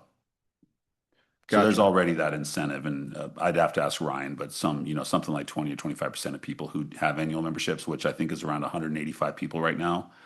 We only have about 50 people who have opted for the month by month membership. Most people do choose annual because it's $20 cheaper per month. Mm-hmm. And something like 20 or 25% of them just pay that upfront one time $400 or $440 whole year, and they get 1 month free when they do that. Gotcha. Yeah. Thanks. We good? All right. And honestly, that's what we love, right? That's why we offer 1 month free, because if they pay up front, we don't have to worry about them canceling the membership or, what was the word? Being delinquent on the membership dues or whatever. We prefer to have all that money up front, of course, mm-hmm. as any business would. All right. We'll now proceed with the public hearing. For the record, any written comments received or included in the meeting packet or otherwise provided to council, if received in time to do so. If you wish to testify this evening, please complete a sign-up form and hand it to staff at the back table. Because this is not a land use or otherwise quasi-judicial hearing, those attending remotely may testify. If you're on Zoom and wish to speak, please raise your hand at this time. Those testifying will have up to 3 minutes to speak. City policy provides the presiding officer may allow gifted time during a public hearing where you may give your time to someone else. I will allow gifted time for this hearing. Please note that one person giving time may do so only once, and the person receiving time may only receive one gift for a total of up to 6 minutes for the person receiving the gifted time. If you're given time, please state as much when you begin speaking and state the name of the person who donated their time. Please note that both parties must be present in the chambers. Otherwise, each speaker will have up to 3 minutes. The rules of civility and decorum, as recited earlier, are in effect. Public hearing is now open. Madam Clerk, has anyone signed up to testify? Or are there any hands raised on Zoom? None at this time, Mr. Mayor. Any members of the public who haven't testified who wish to do so at this time, this will be the last opportunity to testify before the hearing is closed. Public hearing is now closed. We'll now move on to the action item on the agenda, number 9, for deliberation and decision on the proposed resolution. Council, please deliberate. Mr. Mayor. Go ahead, Kyle. Yeah, I definitely see the need for this loophole being closed, but I don't like the idea that it's twice as punitive to city residents as non-city residents. So I'm wondering if there isn't a little bit of nuance that we could add to it without making it overly cumbersome on implementation, like maybe 10, 15, 20 rather than everybody pays 15. And then for the reactivation fee, just twice the monthly fee. So 80, 100, and 160, something like that. That's my thoughts on it. I definitely also really like the idea of a hardship waiver. Any more deliberation, council? I too like the hardship waiver, if we could put that in there somewhere. Yeah, I mean, for me, low income jobs at the mountain, they start and then they stop, and then, but my gym membership is super important. So that would be something helpful for me as well. So I have a question for legal. In order to make the changes that I just described, do we have to go back to the drawing board, hold a whole nother public hearing, or is that something that we could kind of direct from the dais and move forward tonight?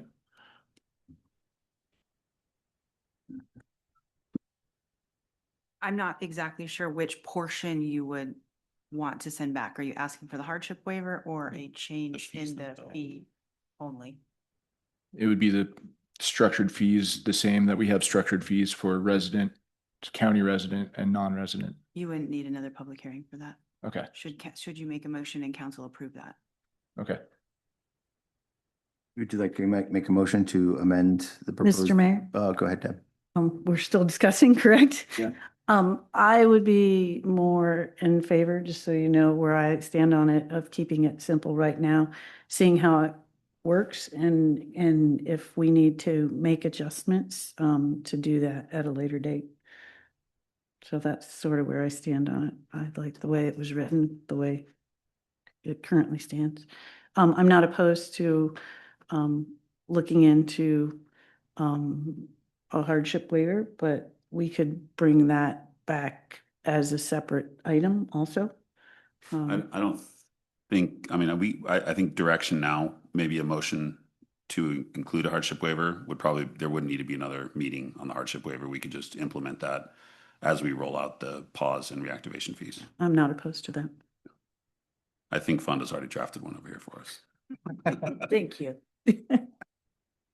Mr. Mayor, I'm not opposed to Kyle's desire for almost like a tiered local versus non-local, but if it becomes too burdensome from staff, maybe they can get feedback and say, hey, it's just really not working out, and maybe take it from there. Give it a shot. Yeah. It may not even be a problem at all. We may not even see a need for it, but yeah.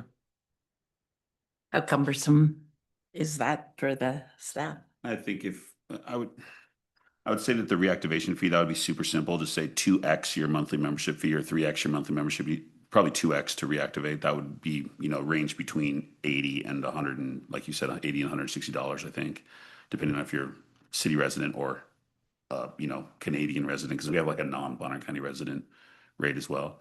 Not a lot of those members, but a handful. So that would be super easy. Just say, reactivation fee is 2x your monthly membership fee.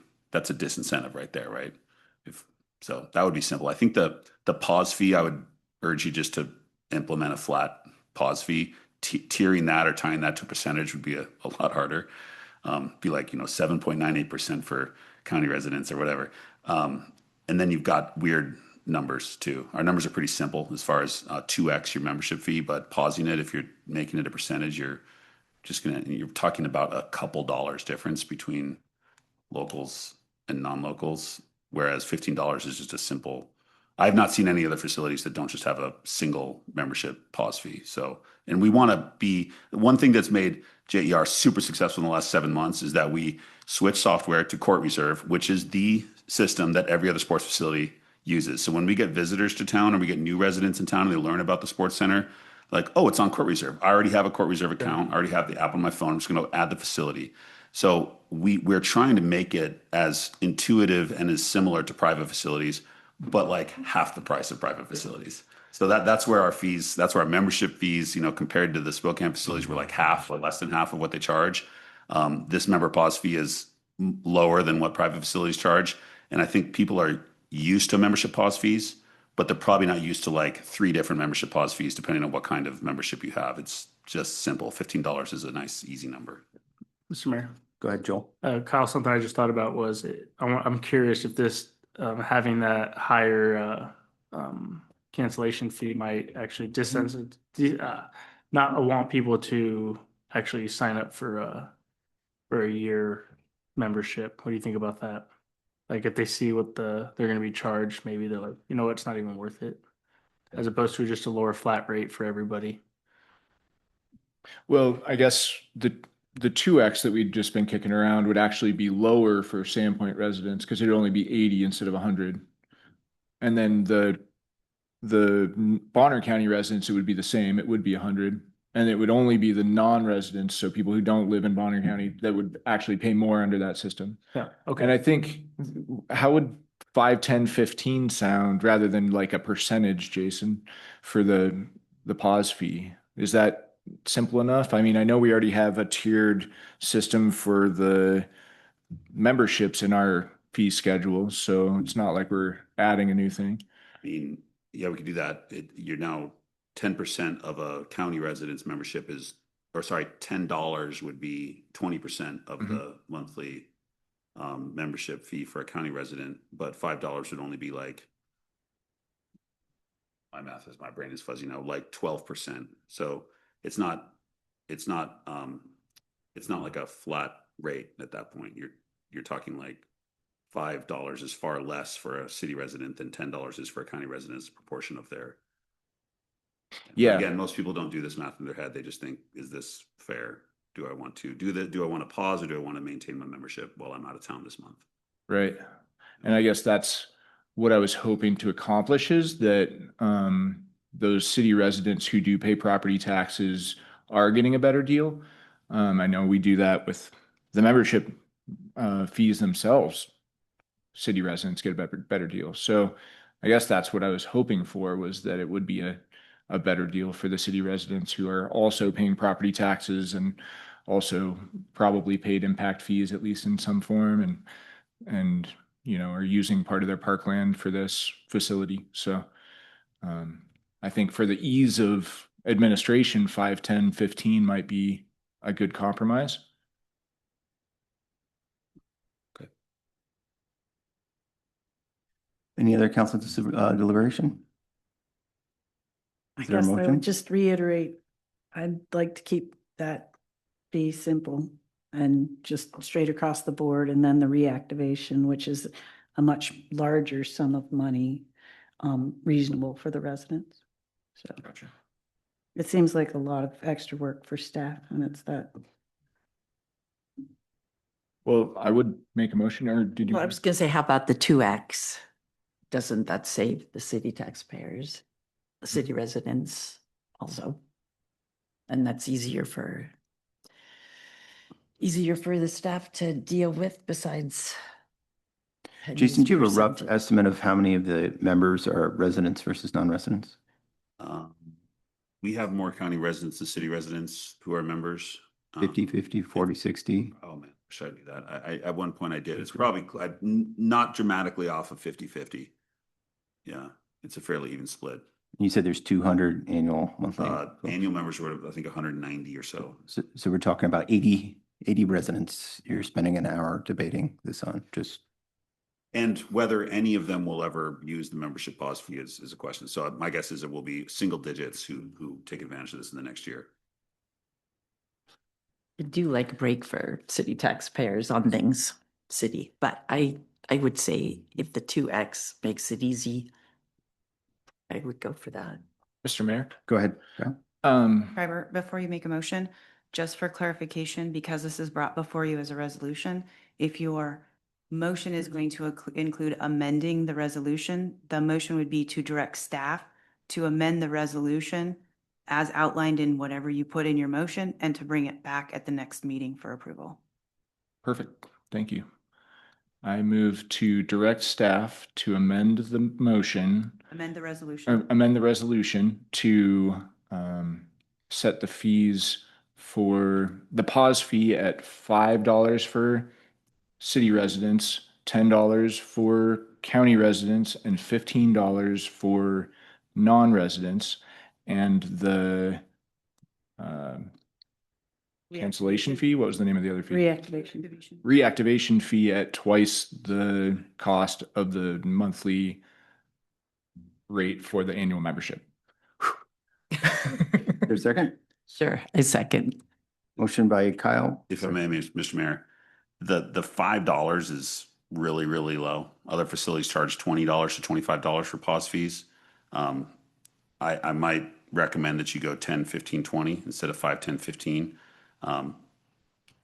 Just my recommendation based on my research when we prepared this proposal. If you want it tiered, I would request that you just increase it by $5 at each tier. Mr. Mayor, Go ahead, Kyle. I move to amend my motion to make that change. So is there a second on that amendment? Would second that. If No. it's the underlying mover and the person who seconded it, you don't need to take a vote on the amendment. So is everyone clear with the motion? Yes. This will be a roll call vote. Counselor Tate, Yes. Counselor Duquette, Yes. Counselor Spiro, Yes. Counselor Torres, Yes. Counselor Schreiber, Yes. Counselor Rule. Yes. Mr. Mayor, motion passes. Thank you. I'll take a 5-minute break.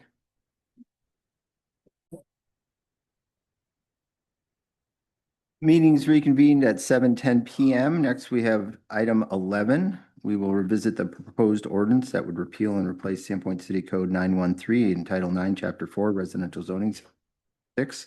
Council approved the amendments during the January 21 regular meeting, but declined to adopt the ordinance codifying the approved amendments, instead voting to postpone consideration of the ordinance adoption until such time that the city's stormwater master plan is complete, and directing staff to prepare a report to explore the opportunity for using the proposed standard as a density bonus for workforce and affordable housing. Councilor Tate, who requested the addition of this item to this evening's agenda.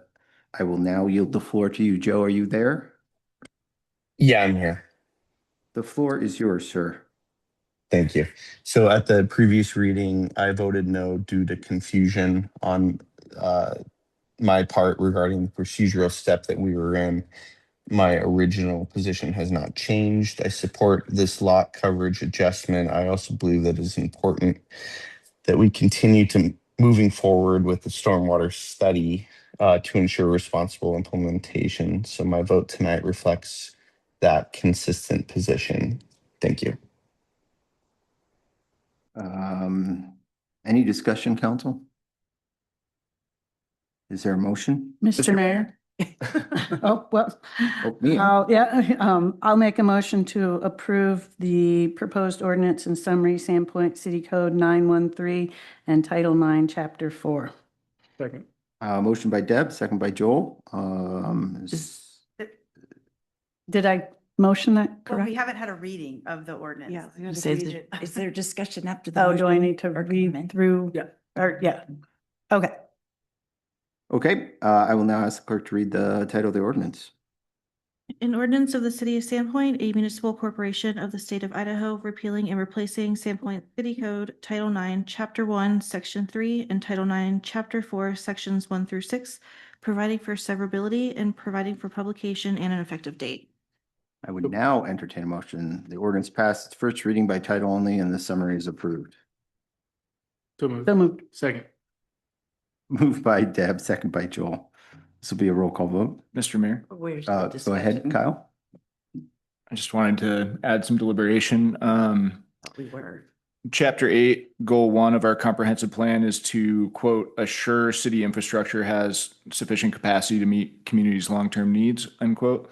And we heard from staff that our lot coverage restrictions were created without consideration for the impacts on stormwater infrastructure. So we must assure that our stormwater infrastructure will not be pushed beyond capacity. And Chapter 5, Goal 2 is housing affordability. We heard from staff that there's no upper limit on the demand for homes from second home buyers, and therefore these code amendments do not address workforce housing affordability as written. Therefore, I'm opposed to moving forward this, and I believe that we should move forward with the amendment or the motion that was passed last meeting. Other discussion? Mr. Mayor, Go ahead, Pam. I would like to say that I do very much wish housing was more affordable, achievable, attainable, whatever you want to call it, for people in Sandpoint and across the nation. I fear it is becoming a little bit of a buzzword. All the legislators are using it now to control our short-term rentals and now for the ADUs. They're saying that all of this is going to make housing affordable. I don't see that anybody has shown that yet. I feel that environmental issues have been brought up. I think they'll be exacerbated in our town. I don't think that all established residents appreciate their previous privacy perhaps being encroached on with all these buildings, their green spaces, trees disappearing, and being on first name basis with their neighbors like they are now. Those are the things I've been hearing. And the only people I've been hearing pushing this right now, except for one resident that I appreciated her comment, realtors and developers. So I like the postponing, or I would just like to have had more options and discussions on this apart from what was happening at planning and zoning. Thanks, Pam. Mr. Mayor, Josh. I ask your opinion on how does this directly increase workforce housing supply? Yeah, I think that's, thanks, Josh. And I'm going to call Bill up in the event I have to vote. I do have a question, Mr. Dean. Am I missing something here? Or maybe the characterization of it is being misunderstood. It's my understanding that the most significant thing that this ordinance does is it takes the existing impermeable surface in our multifamily zone, which is split into building and hardscape, and it allows the developer to erase those bright lines and have more flexibility to build something without increasing the impervious surface, except in the case of the RM, we're increasing that by 5%. Is that, do I have Point of that right? order, are we allowed to introduce new evidence at this point? I'm just asking for clarification from the planner, and I don't think I'm introducing any new evidence. I'm summarizing what I understand the ordinance to do. I was under the impression that the public hearing was closed. It is. This is deliberation. Council deliberation? I was asked by a council member for my opinions and questions and thoughts on how this would affect affordable housing, Kyle. I'd love to hear Bill's response.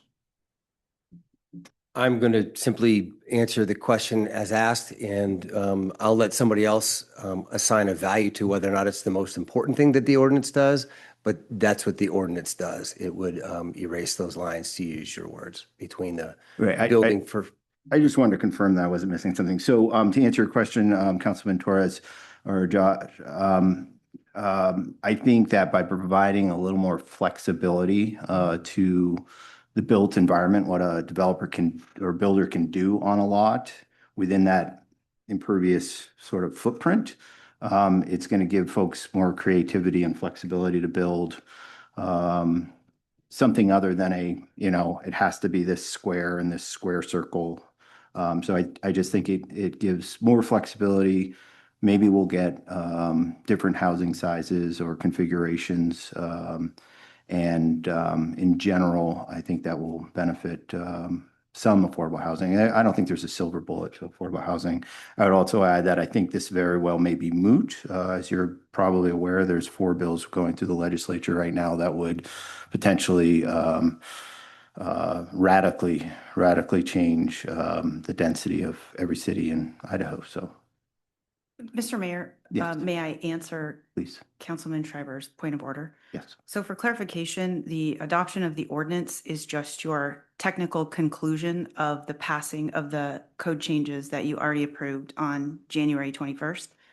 And had we understood, or had staff understood at that time what was likely to happen with regards to your thoughts on the code changes, there could have been an ordinance even prepared that night that would have been in front of you. So what your vote actually in regards to this ordinance is does this ordinance accurately reflect the language that you already approved on January 21st?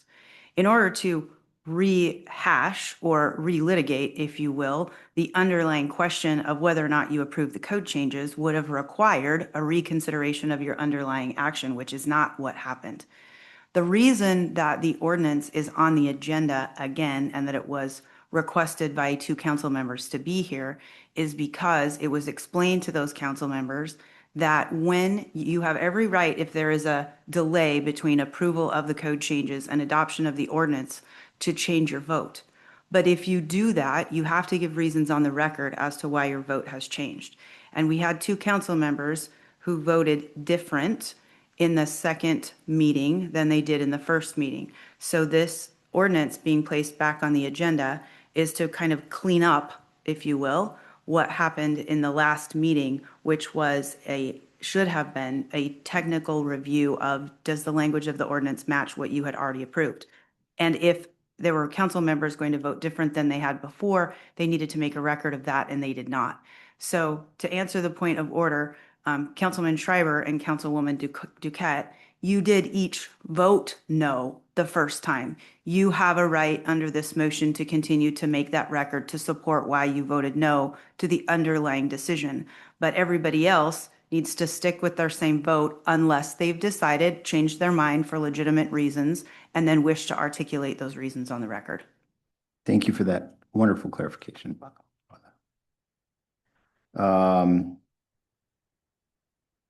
I'm going to move forward with the roll call vote. There's no other discussion or deliberation. Counselor Rule, Yes. Counselor Spiro, Yes. Counselor Schreiber, No. Counselor Tate, Yes. Counselor Torres, Yes. Counselor Duquette. No. The ordinance is passed its first reading by title only and the summary is approved. I'd entertain a motion that the rules requiring 3 separate readings, once in the ordinance entirety, be suspended. The ordinance passed its second and third reading under suspension of the rules. Is there a motion? So moved. Second. Moved by Joel, second by Deb. This will be a roll call vote. Counselor Torres, Yes. Counselor Tate, Yes. Counselor Duquette, No. Counselor Schreiber, No. Counselor Rule, Yes. Counselor Spiro. Yes. Motion passes and the ordinance is considered read, passed, and adopted under suspension of the rules. Will become effective upon publication of the summary in the newspaper. Moving on, I think, to item number 12. Next item under old business, following discussion at the last meeting, is a proposed resolution for the council to consider, including a question to Sandpoint voters on the May 19th ballot as to whether the city should adopt a local option tax. Council members, in front of you is a memo I prepared last week that, due to a technical glitch, was not in your packets. I would just like to take, I could either read it aloud or have you read it. I believe you all have a copy. I'll give a copy to the press, but it's basically the background and why I've put before you, at least as a starting point, these percentages. So I'd like you to all just take a minute and a half and read that, if you don't mind. Mr. Mayor. Okay, What's the latest date that we can approve this? our next meeting, March 4th. Okay.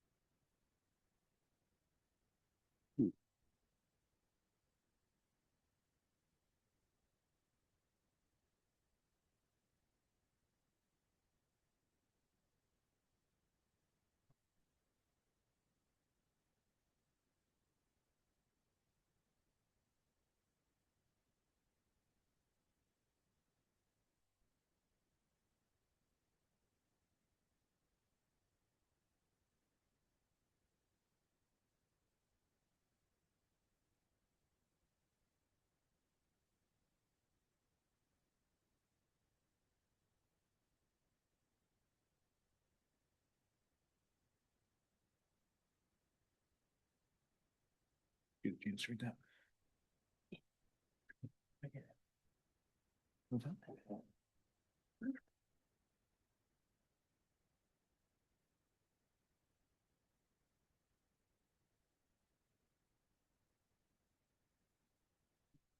So the big picture here is I looked at the numbers and played with some Excel sheets to see what percentage would actually make a meaningful reduction in our future sewer rates, assuming that we don't get any federal or state funding, grant funding for these.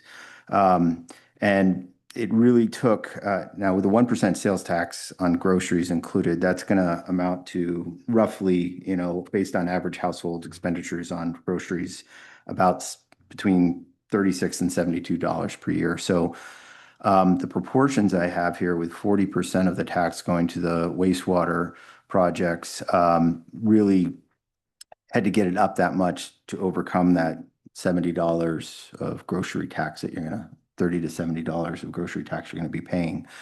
But the intent here is to split the 1% tax, put it on for a period of 20 years, with 40% going to reduce the sewer cost for the upgrade of the wastewater treatment plant and related system capacities, and then the 60% going to the roads. Using some typical projections, we know the last time we had the 1% tax, what that collected per year, and using some typical inflation numbers, it looks like that would increase pretty substantially if it was in place this year. Looking at those old tax collections, you can see month by month and year over year, these big spikes in the summer of our collections, and that's obviously from the tourism and visitors. So what's before you is what I think is a good breakout, 40/60. Of course, many of you know that we don't have a crystal ball to know exactly what it's going to take to get a super majority on this. I hear frequently roads, roads, roads. Obviously, I'm disturbed that we haven't gotten any federal or meaningful state funding for our sewer plant, so I'm very concerned about our utility rates, as I assume many households are. So this, I know we could throw other things in there, as we discussed briefly last meeting, access to the water, transportation, housing, lots of things. But to some degree, the more you put in, the more you're going to alienate some people. So this really is just a condensing of what are the two things that, I think that people are likely to support on this. If this were moved forward, I had mentioned before, we would engage with a firm similar to the one that did our sewer plant education for that bond. I think they could do some text surveying, web surveying, and do some real voter engagement and awareness. Also, I would expect to go out to folks who would be legally allowed to lobby in support of this measure. We've heard from the downtown business owners that they're supportive and would help. I believe those involved in the asphalt and gravel and aggregate business might want to help. So with that, this is wide open for our discussion. As Kyle brought up, we are a bit under the gun. This has to be to the county by mid-March. We would have an opportunity at our next meeting, March 4th, to pass and finalize this. So don't feel like you have to get this done tonight, but if we could walk away with some implied consent on what you all like. One of the interesting things is the term, 20 years. There's no limitation right now on how long we could enact this. That's sort of a balance with the voters. We do know that at the next census, 2030, if the state legislation stays the same, we will lose our ability to adopt new local option taxes, but anything that you have adopted will stay in place for the duration. So with that, I know there's some talk, should we do it in the fall? Should we do it in the spring? Typically these spring elections aren't as competitive in that sense, so we might see better results. But with that, what are your thoughts, Council? Mr. Mayor? Go ahead, Deb. I guess my thoughts would be to the rest of the council, that we are asking our residents to be taxed for 20 years. I don't feel like we've done enough outreach. We haven't done surveys in the community to figure out what the preferences are. I don't feel like there's transparency in this language. I don't see specific projects being mentioned. I know that we're all up in arms about the sewage treatment plant and ways to pay for it, but the sewage treatment plant, it's actually a utility. It's run as a utility. It has a specific fund in our accounting department. It's supported and made whole by the ratepayers, as we've heard Sarah say many times over and over again. Well, at least I have, because I've sat up here long enough. And I'm not sure that ratepayers are paying their rates and then adding a lot tax that they're going to go to the store and then pay in addition. Maybe there's some balance if you do some different math, but I also feel like we still have a number of unknowns with how much the utility plant is actually going to cost. I know we're still in some negotiations with the DEA about that because of changing regulations. And some of my other notes, I think the public would be more in favor of things they can touch, feel, and see. And so I think if we actually brought, as far as the streets piece of it, actual projects. The last time we got a supermajority and we did pass a lot tax, it was Memorial Field. You could walk by it, you could see it being built, you could touch it, you could play on it eventually. The public knew what they were getting for their money. I think that focus is going to be lost in 20 years, that I'm paying this 1% tax for the sewage treatment, but yet my utility rates have doubled or maybe more, hopefully not more, hopefully not doubled, but we just don't have all that information yet. So I feel like we need more staff input, more direction, more work on the language with what are the residents actually getting in these streets projects. Everybody talks streets, and I agree, and we probably need a lot of that, but let's decide what we need. And, maybe we have certain projects that are accomplished in a 5-year period within this, and then the funding shifts after that somewhere else. And so I guess my preference would be to Well, I also checked on some of the stuff moving through the legislature, and it doesn't look like there's much movement on the lot tax stuff. I could be wrong, but right now I didn't see any. And so my feeling is that we need to do a lot more work on this and probably push it to the fall election. Thank you. Thanks, Deb. Other councils, questions, comments, discussion? Mr. Mayor, Go ahead, Kyle. I had this question at the last meeting. If we were to pass this, identifying specifically in the ballot language that a portion or all of it was going to go to the wastewater treatment plant, and then we received some sort of funding that paid for that, what would that mean for this? Would we not be able to collect that tax? Would we be able to put it into our general fund? Probably not. No, not unless the language specified that. Yeah, so was there, Yeah, and I'll were you give able you, to answer that question? let me just give you a high level of where we're at in the wastewater plant without going too much on a tangent. We received a study. You've maybe heard us talk about auxiliary or wet weather treatment. To really boil this down, the biggest challenge we're facing in the wastewater plant design right now is that we have to build a plant that can accommodate our very high rain on snow days events, sometimes over 10 million gallons a day. In August, our typical plant flows are, when it's dry and there's a lot of users, are much, much lower, maybe 4 million, 5 million gallons a day. So we're having to build this very large filtration treatment plant for these relatively few days when we get these very diluted flows. And those are diluted and they're high flows because our collection pipes are all cracked and old, and we spent 10 million or more dollars trying to fix them, but we still get massive flows. So where we're at right now is we've had some help from Congressman Fulcher, and we've been in communications with DEQ, the director, and others down there. And there's this concept that other states use, which is called auxiliary treatment in California, where you don't have to remove the 85% of molecules when it comes into the plant on those high flow days.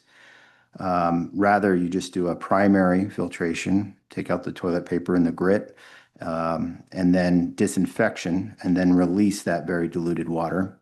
The neat thing about it is the release still meets our permit limits. So we're not violating our permit.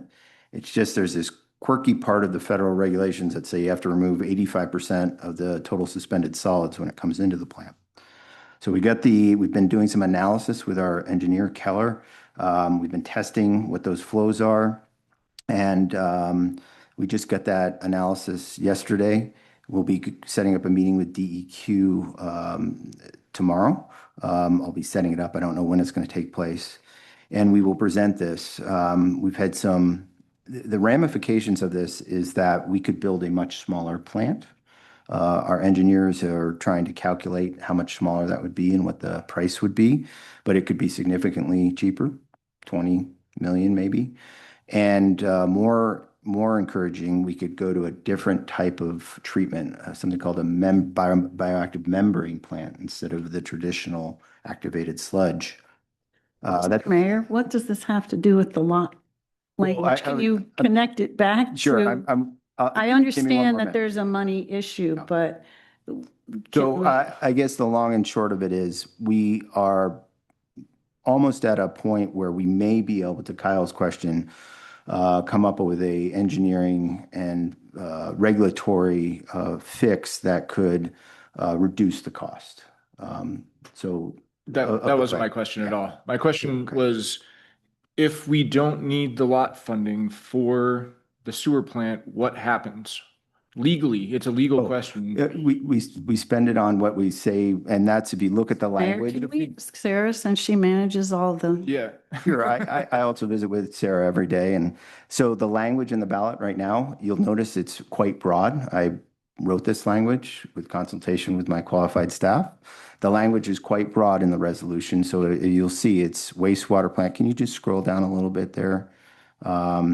There we go. 40% replacement, repair, debt service, and related financing costs for the city's sewer utility system broadly. including but not limited to the wastewater plant. So that's the catch there, is that if we didn't need it all for the sewer plant, we obviously have other needs, and it would reduce the utility payers' monthly bill. Gotcha. Thanks. That's the question I was got it. asking. Mr. Mayor, that's how I understood it. If we covered the cost of the plant other way, then what I would see is our bill going down a lot for the next 20 years. Yeah, we'd be required to put 40% of the sales tax into our sewer system, which may not actually need it. And once it goes into that sewer fund, it's not like the general fund. We can't use it for anything else. It has to be used on our general, Would which the means we word- couldn't would the use it for language- streets. With the word including but The not 40%. limited to infrastructure, would we be able to use it for lowering? Collection systems, well, all of that's going to come back in the utility rates. So anything we could do to reduce the cost of the utility. There, that if typically when you have a utility, you hit it on the head, that it is usually paid by ratepayers. And that is, I've never seen something like this pay for that. Now, this would be, if it was to be approved, this the revenue that goes into that fund. And when we go out and do rate studies, we basically take all revenues and all expenses, and then we adjust the rates, the utility monthly rate to come up with that. So let's say that you had a $100 million plant. Let's say that we ended up getting $90 million of grants. And then the rates then would be adjusted probably down to, because we right now have about $60 million worth of bonds that are inside of that have been, put into the rates as a rate right now. So they would be adjusted to be whatever is needed to pay for the rest of, or adjusted down or up. So that's what would happen. We could not use this in a general fund. We could not use that unless maybe we went back out to voters and asked them again. But To change the language, yeah. change the language, but I've not heard of that either. I can say, just from my understanding of the sewer utility, that there's no shortage of projects and work to be done on it. And I'll just close with this. This came up because if you've ever been to Europe, you go to use a toilet at a bar or something, or you're walking down the street and you typically have to pay a couple euros to use the bathroom. And a lot of people asked when we went out for the sewer bond, why aren't the visitors paying for this? Why aren't other people paying for this? Why is it all on the backs of, the Sandpoint households and utility users? So this seems like a fair way to pull some of those other users. They're just going in to flush a toilet or whatever to help lower rates. I get the reasoning behind it. My question is the technical part of it, which I think Sarah did a great job of answering. The other question I have related to that, and let's try and stick to the technical part of it, is it's my understanding that some of the funding mechanisms require rates to be quote unquote unaffordable based off of area median income. And my concern might be that if we have this new funding source, it could actually prevent us from getting grant funding. I think what you're alluding to is the 2% of average household income, where the federal government typically waives or doesn't require to repay any of their funding. Everything we've heard for the last year and a half is that doesn't apply anymore because the federal government isn't helping. Right, but this is a 20-year bond and administrations change. I mean, things were vastly different 5 years ago. They were funding projects like this left and right. So if we're going out for a 20-year bond, we have to think on a 20-year timeline. Local option tax you're talking about? Or 20-year local option tax, we have to think on a 20-year timeline, not what's happened in the last 6 months, what the latest headline is. Yep. One more question I had. The 60% going to streets identifies street preservation. Is there a specific definition assigned to that? I think by most common standards, that would mean chip sealing, crack sealing, related grind. Along the same line. Not a rebuild. Yeah. Rehabilitation. Got it. That's all the questions I have. Thanks. Yep. Mr. Mayor, if I might. Go ahead, Deb. I'm going to argue that the logic of this really having the tourists pay, if the tourists are staying here in a lodging, the lodging is paying for that utility. They have those utility rates, and they are integrating those rates into the price that they charge either at a hotel or a short-term rental or wherever that may be. If they're eating at a restaurant, that restaurant is paying that utility fee, and they are working that into the prices. And so I'm not really believing that that logic works, because here we are trying to quote unquote tax the tourists. But when I go to a restaurant, or when I go to the grocery store, or when I go to the gas station, I may have a lower utility rate, but now I'm just paying it out somewhere else. And so do I ended up paying it out more? And so there's two places that I'm paying, and I'm not comfortable with that. Mr. Mayor. Go ahead, Joe. Deb, if I may, I think the question is, and this is what I'd like to know, and I think you try to put that in here, Mr. Mayor, is the price we're going to pay when we go out to eat or XYZ, is it going to be more or less? And I think if it's true that the tourists are going to subsidize by buying at the grocery store, that 1%, is that going to subsidize for us going out, let's say, to eat, where it may be a little more on that bill, but overall, them spending here in town is actually going to lower our bill even more. And that's kind of what I would like to know. Say this were to pass, is our monthly bill goes to $250 a year. How much is that going to be subsidized? Where they're seeing the extra $6 a month. Did I read that right, Mr. Mayor? Yeah, on groceries, $3 to $6 a month. Right, we're paying that, but overall, is that 40% of tourists subsidizing us locals, where it's actually more beneficial in the long run? I'd be Great curious. question. And I'd like to see more analysis on this so that we can really make an informed decision. Again, and I go back to, what do the residents really want us to do? And for them to make an informed decision, there's not enough information here. There's not enough background. There's not enough graphs and charts and all those things for me to look at visually to know, are we making the right choice? You know, we are asking for 20 years of tax on our residents. And so I think we need to be really clear and really secure, because if we put this out there without doing that outreach, I think that it's gonna fail. Yeah, And I think this language is, again, like I said, not specific enough to actual projects that people can touch, feel, see. You know, sure, they're gonna see, you know, the slapping of, you know, filling the potholes and doing all those other things. But I think the public's looking for more than that. So. Mr. Mayor. Go ahead, Joe. Are you, and I'm going to touch on that, Deb, are you getting that 40%? Are you comparing this to when we did the Memorial Field? I mean, we don't have very many data points, as I understand it, to really know, like, where are you getting your data? The 40%? Yeah, our last year of collections for when that was in place. We have the month-by-month collections. Yeah, because I think we do have a little bit of data to know how much tourists are spending here and how much of that is going to be coming from tourists as opposed to the locals. And my next question is, let's say this does pass this 20 years and things turn around, we're doing really well, and we realize we don't really need the extra 15 years, we're 5 years in. Can we legally sunset it ourselves before the 20-year? Right, we'd have to look into that. Does that make sense? In addition to that, we have not been asked to evaluate the legal legitimacy of utilizing a local option tax revenue as a source of income and or revenue into an enterprise fund. Okay. And that has significant legal consequences if not allowable. I would suggest that we have a serious conversation with Daniel Quaid at Hawley Troxel, who is the same municipal finance attorney that we utilized for the bond.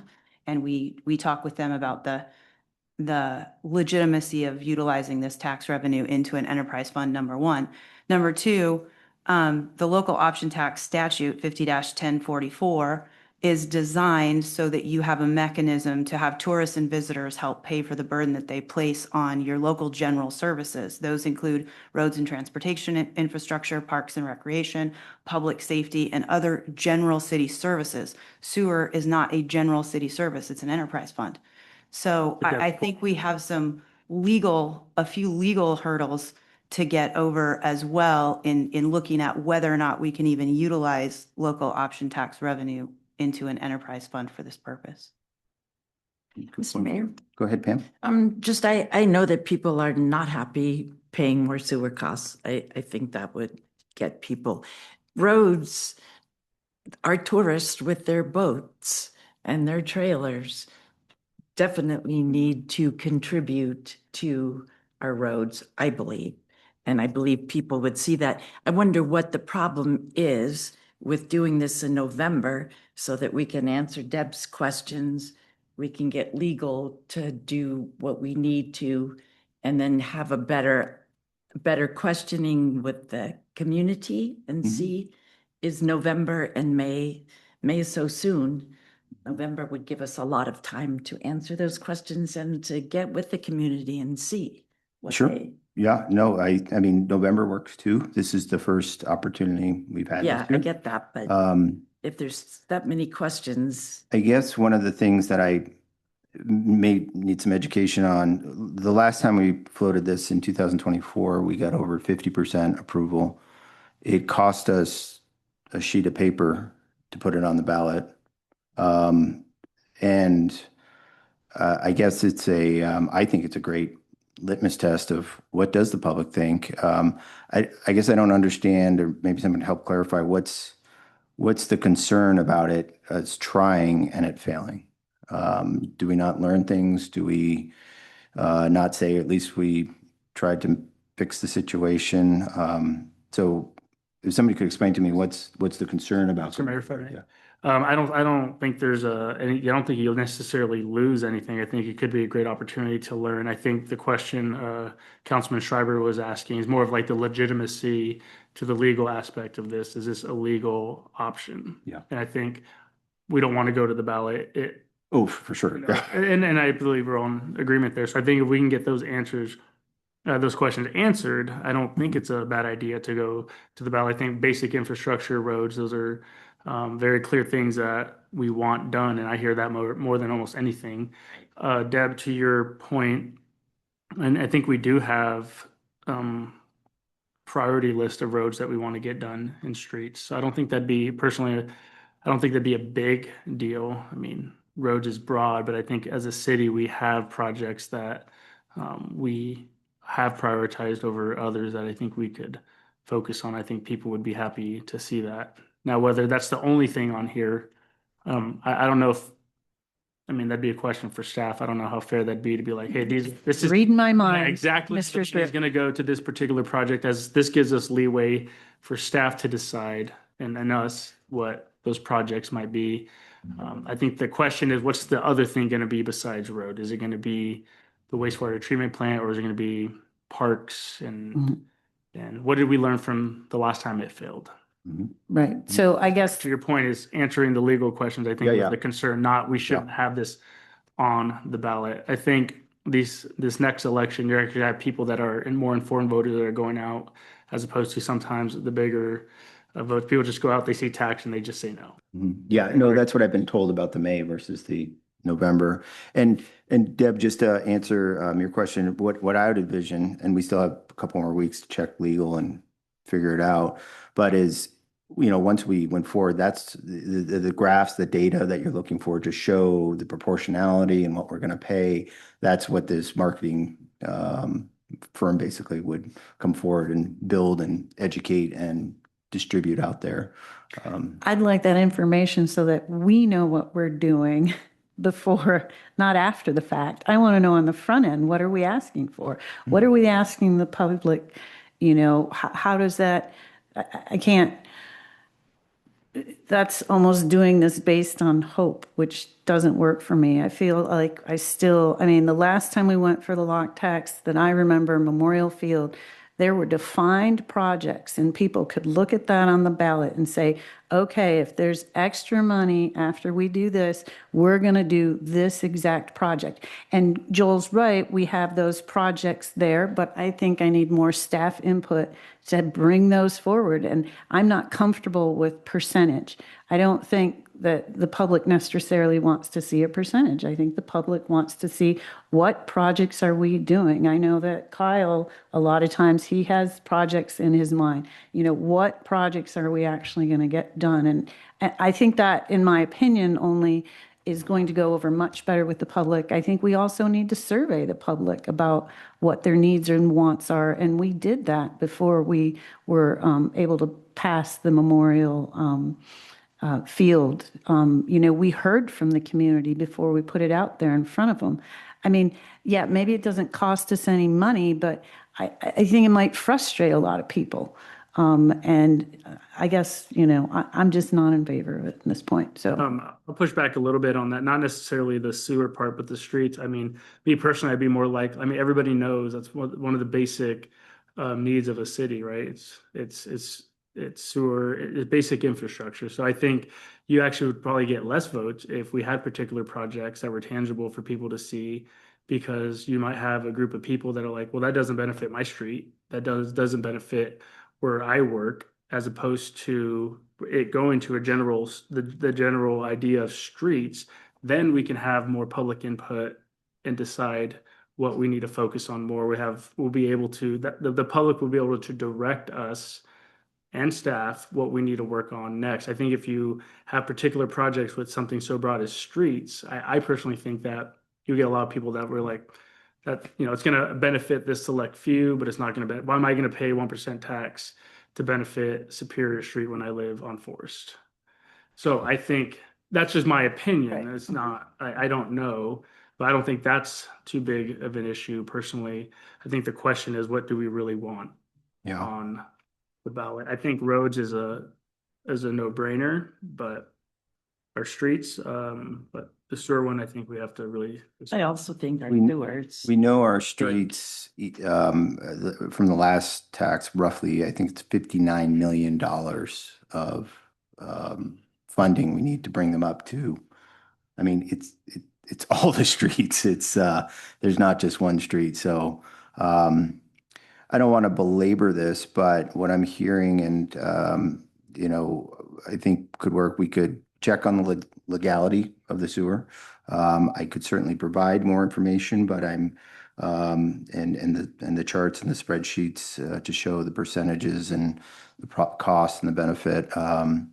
But I'm hearing that generally you folks would like to slow roll this, maybe do some surveying of the community, get that confidence that you're not going to frustrate them by putting a solution forward before you know what that solution is. Is that, does anyone want me to charge forward with this for the next meeting to get some legal analysis and more data, or is everyone comfortable with this? What was the last law tax we did that failed? That was fall of 2024. Was that spring or That was fall. And I'm trying to remember what was on there. It was presidential election. Yeah, but what? It was roads. Roads, right. Mhm. It's purely just all roads. Yeah, 50, I could pull it up. I think it was 50.2%. But again, like I said before, I think people didn't hear about Right, that. no, I Publicized, it wasn't shared. we've got two groups now that will have at least alleged that they'll go out and try to get public support for this, vote I would yes. also reiterate that I heard more complaints about their sewer prices going up than roads. Roads I are hear both. biggie, but I know when we went out for the bond for the sewer plant, that was a lot of people's concerns still, even though they voted for it, was having to pay this much. And they would say to me, I don't want to pay for that, but we have to do it. Yep. So I think that if that's something that can legally be part of it, and then if we don't need that money, I don't know all the language that we would need for that, but to me, those two things are the top things on people's minds. I don't want to tax groceries, but if that's what we pay. Mr. Mayor. Go ahead, Cal. My understanding is that we can put general fund money into an enterprise fund. Is that correct? Can't go the other way. You but- can use general fund for anything. Typically, you don't use general fund for a standalone enterprise fund. I've, again, never seen that because users pay for that. Right. But yes, legally, you can use general fund for other areas, but I would not recommend that. Okay. The reason I ask is that if we were to put it for just roads, then that would free up, how much did we say at the last meeting? It was About 500,000. 500,000 a year that then council could decide to put that into the sewer fund to offset rates for For folks. Had the same. And thought. how much would 500,000 off Had of the that? same note. Based on my calculations notes. of 1.6 million a year, I'm sorry, 800,000. So see that would drop at about, I'm gonna guess $150 a year, It's not that much. 10 bucks, 12 bucks a month. That isn't. And the real concern is and I'm working hard and we're all working hard to get that sewer project lower, but as the figures look right now, $200 a month is about 5% of our household income, average household income. Yeah, that's a lot. Just for sewer, which is, I mean, it's so far out of the spectrum of what other communities pay for sewer. It frightens me if our residents are gonna have to pay that much of a sewer bill. And they're frightened of it. Yeah, Also. I'm frightened of it. Yeah, me too. As Mr. a Mayor, ratepayer. oh, sorry, That's okay. are you finished? Yes, I am. Okay, sorry, I apologize. I would move to delay this ballot language until the elections in the fall so that we can go out to the public and assess what their needs are and get all our legal questions answered and have some more presentations from staff, including potentially Holly and how she feels like this affects her project. Maybe some more background from Sarah also, and anyone else who needs to have some input in here. So I would move to delay. And it's not an election year Uh, in the fall. I mean, it's not a a presidential. no. Yeah. So it wouldn't be that.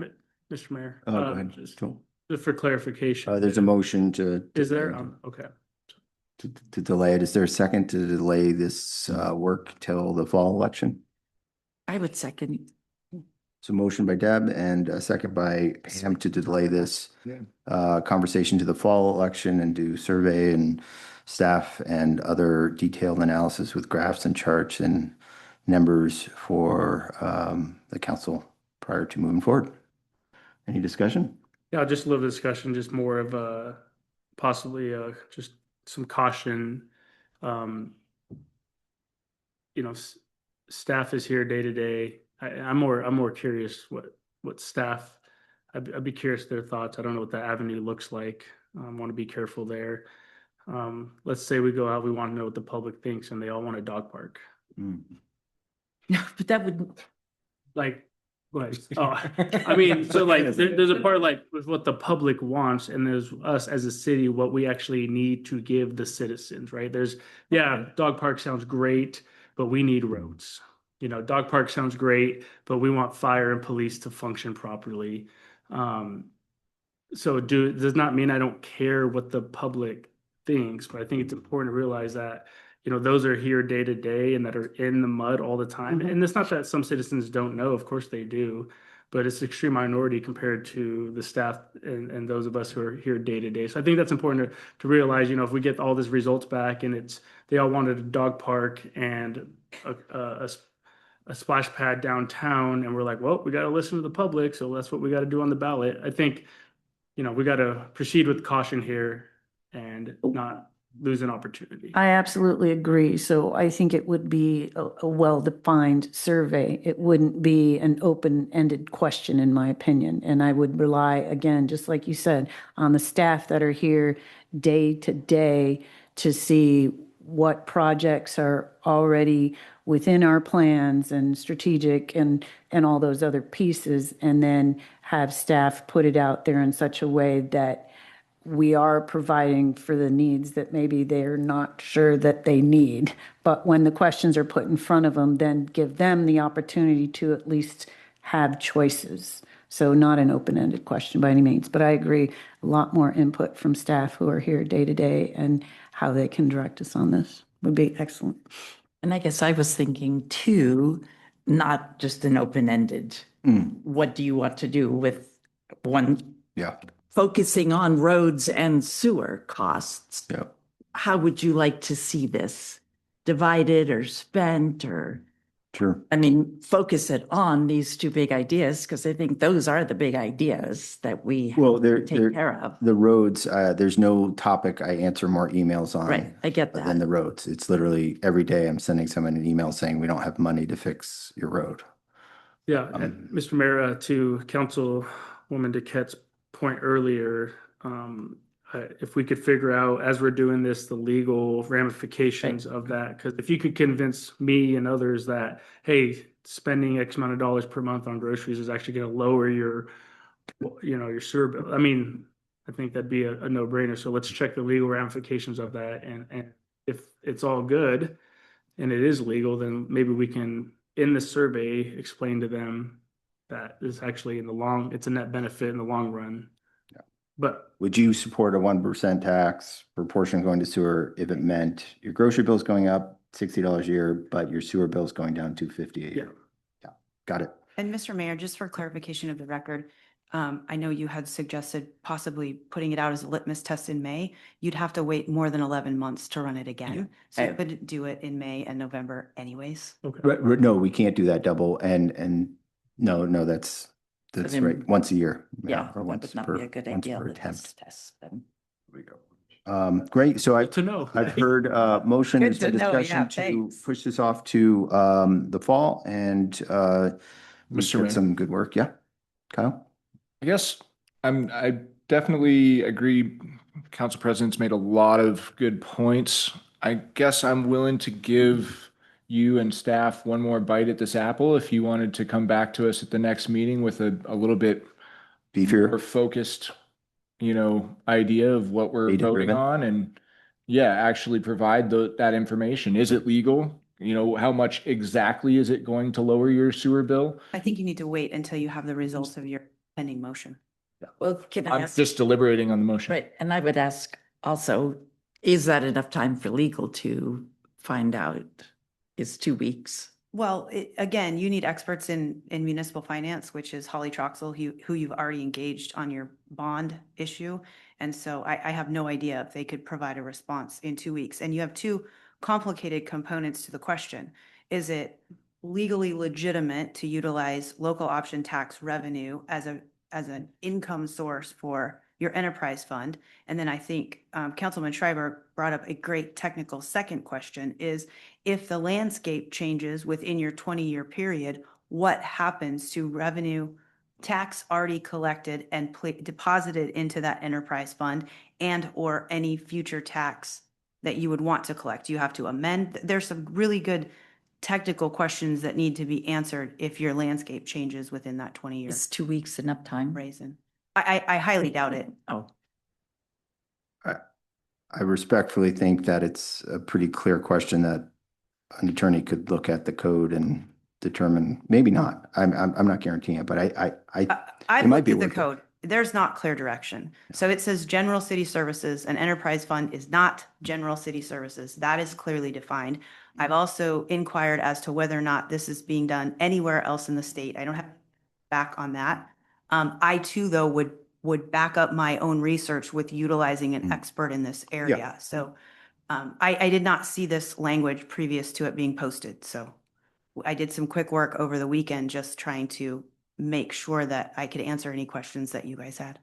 Well, I'm not bound to this one way or the other. I've heard a lot of political experts who say the spring is the best time to run a local option tax. That's why the legislature is trying to do away with the primary elections. But dumb at the legislature. Anyways, I don't care one way or the other. I think we need to bring our voters, our residents, the option to fix our streets and reduce their pending extreme sewer bills. So I agree that is our focus, my focus. I'd be happy to try in the next 2 weeks. I can put together the data and the information and bring staff together with the projects. The legal is a question. I think your other question, Kyle, about the what if you collect and the landscape changes is pretty simple with some broad language that says broadly the wastewater, utility collection system, not just specifically the plant, but Yeah, it's innovative. I'll say that. It's not something you find many places doing, if any. So Okay, so we have a motion. There's a motion. Mr. Mayor, as I understand it, we would have to deny this motion, Right. have a new motion, and worst case scenario, if in 2 weeks it's not to our satisfaction, then could we go to. do it again. Exact same. We don't lose anything. Yeah. no, you Well- don't lose anything. The motion was actually to delay until the fall. So Correct. if you were choosing to delay, you would vote yes on the motion. Would the maker of the motion be friendly to delaying to the next meeting to make this decision? No. May I say if we voted this motion down to wait to fall and then make another one to do 2 weeks and see what we get, then couldn't we make a motion to postpone it to the fall if we can't get the information we need in 2 weeks? I think by default it would, if you didn't pass it in our next meeting, it would go to the Or fall. to the fall? Councilman, Mr. Mayor, Go ahead, Joe. Deb, do you see any harm in waiting 2 weeks? To see what information we get? Got to process that. It's after 8 o'clock. Like, we don't lose anything is I think a majority of us understand, like, we're not gonna lose anything by default. If next week we don't get answers that we need, then it by default doesn't go to the ballot and we have more time to. I guess I feel like that's really putting a lot of pressure on staff, to be honest. And it's not the sole single project that they have to manage in their 2 weeks. So, and so I'm going to just stick with the motion that I feel most comfortable with. I've felt rushed to if it comes back in 2 weeks and all that information comes flying at me and we have to make the decision that night, I don't know that I honestly will have the ability to process all of it and make the correct choice for the taxpayers. So, Yeah, and I think that's really important. Whatever we do here, I hope that it's a unanimous vote. So if Deb is, even with all the information, feeling like this is too much pressure, then I would recommend we defer this till the fall for whatever that's worth.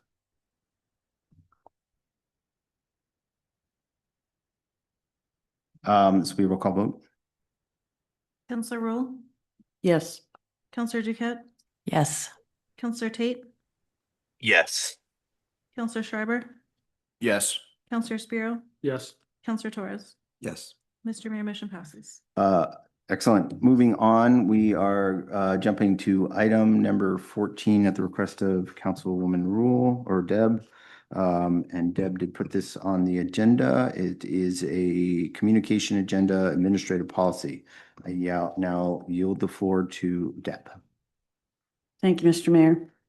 So, my intent with the rough shell, just the draft of this policy, I want to put that out there to everybody. In bringing it forward is to curb what I see in some ways as mayoral overreach, to improve the free and unfiltered collaboration between staff and the legislative branch of this council, to allow the council to make informed decisions with comprehensive staff input. Also to improve the collaboration of mayor and staff before agenda items are brought forward. I'd also like to empower the staff to prevent any retaliatory practices from the executive branch.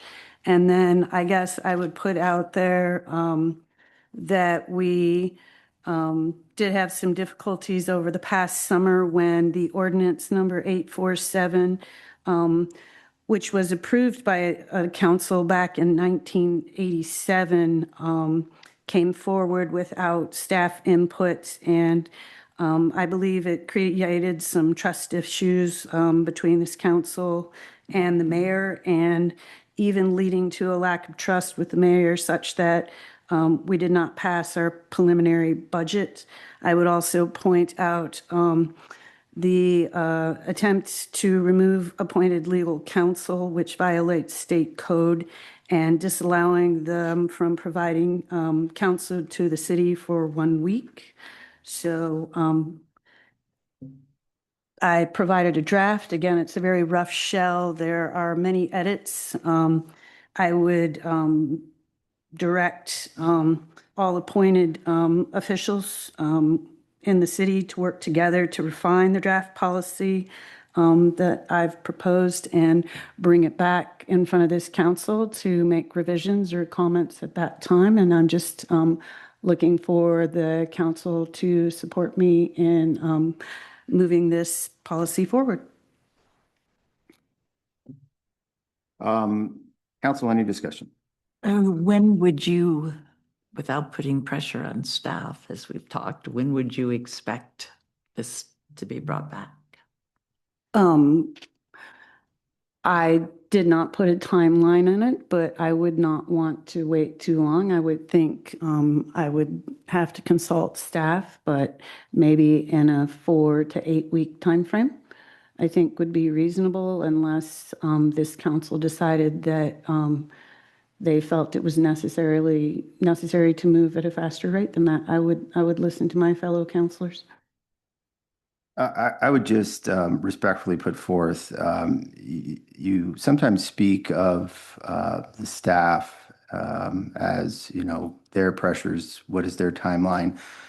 I just want to call attention to the fact that I know what most of them ate for lunch or what's on their agenda. As the administrator of the city, I certainly am here to work with you and make sure that your legislation comes forward in a timely manner. But, you know, I would appreciate the respect of understanding that the mayor knows what the workload of the staff is, and you could simply ask me what a good time frame for this is. And then my only other comment on it is that I've got some concerns that we can work through as we filter this through staff and legal. Of course, sort of the performance aspect of it, and as I mentioned in my memo, but I generally think this is good clarifying language, and would certainly work with staff to move it forward to a place that you feel like it's ready to be adopted. So do you have a timeline? I was Well, just throwing that out there for anybody, actually. Yeah, I mean, we've got a lot. Jason's working on the RV park. He's working on economic development. He's working on a couple other things. Holly's very busy. Sarah and legal probably have some bandwidth. Sarah's going to be busy in the budget season. Cheryl, we can all chip in and do it. You know, 2 weeks, 4 weeks is probably a little tight. Probably closer to 6 weeks would be more realistic and give everyone time to focus on their priorities. How does that sit with council? Yeah, Mr. Mayor, I think getting this right is very important.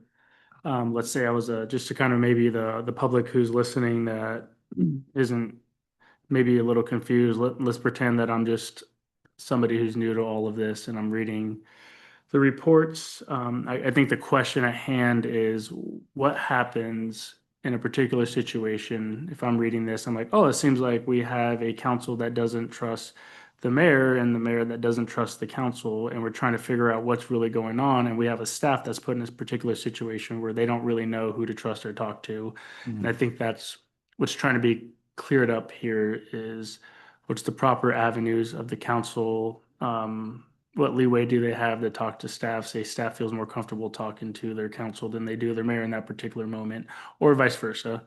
I think that's what we're trying to clear up. And Deb, if I'm misunderstanding that, then please chime in. I'm just trying to be objective here, fly on the wall. I'm new to all of this. That's what I'm reading here is, you know, how do we safe proof this for the future? Agreed, so that council has the, from their directors appointed staff. Part of the reason they're appointed is so there is some level of autonomy, so that the mayor cannot remove them from their positions without council standing behind that. and council would have to unanimously be on the same page to remove an appointed position. So that I think it sets, those are guardrails that are out there. And I think this helps just clearly define policy. And it gives, I think, we've run into situations because we no longer have a city administrator where the staff, by no fault of their own, sometimes are getting siloed, in my opinion, not always talking to each other on all the issues. I know there's now only one staff meeting per month where everybody's present to coordinate, and then there's smaller sub-staff meetings with not full staff. And so part of this is to just make our meetings run more efficiently with making sure, especially in the agenda part of this, making sure that everybody has input on items, whether or not it's a part of their department or we bring it forward or the mayor's bringing it forward, making sure all the staff that's involved directly related to those items, that there's thorough input and presentations so that the council can make very informed decisions for the public with all the information, whether any one particular council member agrees with the item brought forward or disagrees with the item brought forward, that we have the information to make good decisions. Thank you. And Mr. that's Mayor. my goal. Yeah, and just a couple things. One, of course, your special powers as the legislative body, you always have the ability to table, delay, pause until you have the information you need. So I just want to address that. One of the things in this number 7, and maybe we'll get back into it in the critique, the role of the mayor, preventing conflicting or unauthorized instruction. And this really gets to the root of the issue for me. None of you have sat in the administrator's chair of the city, the mayor's office. And, I just want to impress upon you, if 3 of you come in and have a direction for staff, that is not a direction. Obviously, we've talked about this to death. You need 4 of you to act as a body, and that's where it gets a little bit fuzzy as the administrator. You get 2, 3 council members directing staff to do things, and there hasn't been a movement of the body of the council to direct that. And that's really what I'm trying to navigate here is, staff's going to feel pressured to react to 3 council members who come in, or even a very powerful single council member who's driving something. And there has to be this check and balance where until the body of the council acts, that the mayor has the ability to direct staff and say, I know you're getting pressure there. You may agree with it, but until the council acts as a body, please focus your work here. So maybe someday you'll all be mayor, and we'll understand that from the administrator's role. But I look forward to making things better. That's my motto this year. Mr. Mayor. I don't think it's Go ahead, possible we're Joel. all mayor at once. I'm just kidding. So we've heard complaints to the former of, the seat that you're sitting in and the concerns that we may have. Have you seen a situation where 3 council members have done what you're concerned about in that particular case? 3 council members going to staff may pressure them, but do we have a particular situation where staff has changed course because of 3 or less council members pushing them a certain way? Can you give us an example of that? At this point, I would say things are working very well in terms of staff. The staff are meeting as department heads every week. I meet collectively with everyone once a month.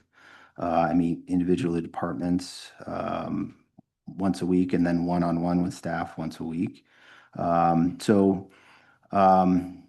No, I can't. Nothing jumps out at this particular moment. But again, I've been in the role of a appointed department head before, and I know what that pressure is like as a staff member. Maybe something only the staff can understand. So again, I think it's great. Any work we can do to make ourselves better and make sure you all have the information you need all the time as reasonably expected is a good thing. So I think as long as we have 4 to 6 weeks to work on this, I think we can bring you back something to chew on. Do you mind if I say something? Go ahead. So as a new member of the council, I thank you for bringing this because honestly, there is not a lot of guidance. And this for me gives me a very good understanding of kind of how it works within or how it should work within. So thank you. And I think it'll be helpful for me and Joe for that matter, and for future folks that are going to be coming on the council. Mr. Mayor. Go ahead, Joe. Councilwoman Deb, are you opposed to maybe prolonging this a little longer time frame? Or is there a sense of urgency right now that you desire? I feel like there is, I don't know that I would call it urgency, but I would like to bring closure to this, considering the struggles that we've had over the past year. I would like to see that this is complete well before budget is going on and such. And so I think that a 4 to 6 week timeframe is very reasonable, in my opinion. I think it will just help the city run much smoother. We'll send out a better product to the residents that we sit up here and legislate for.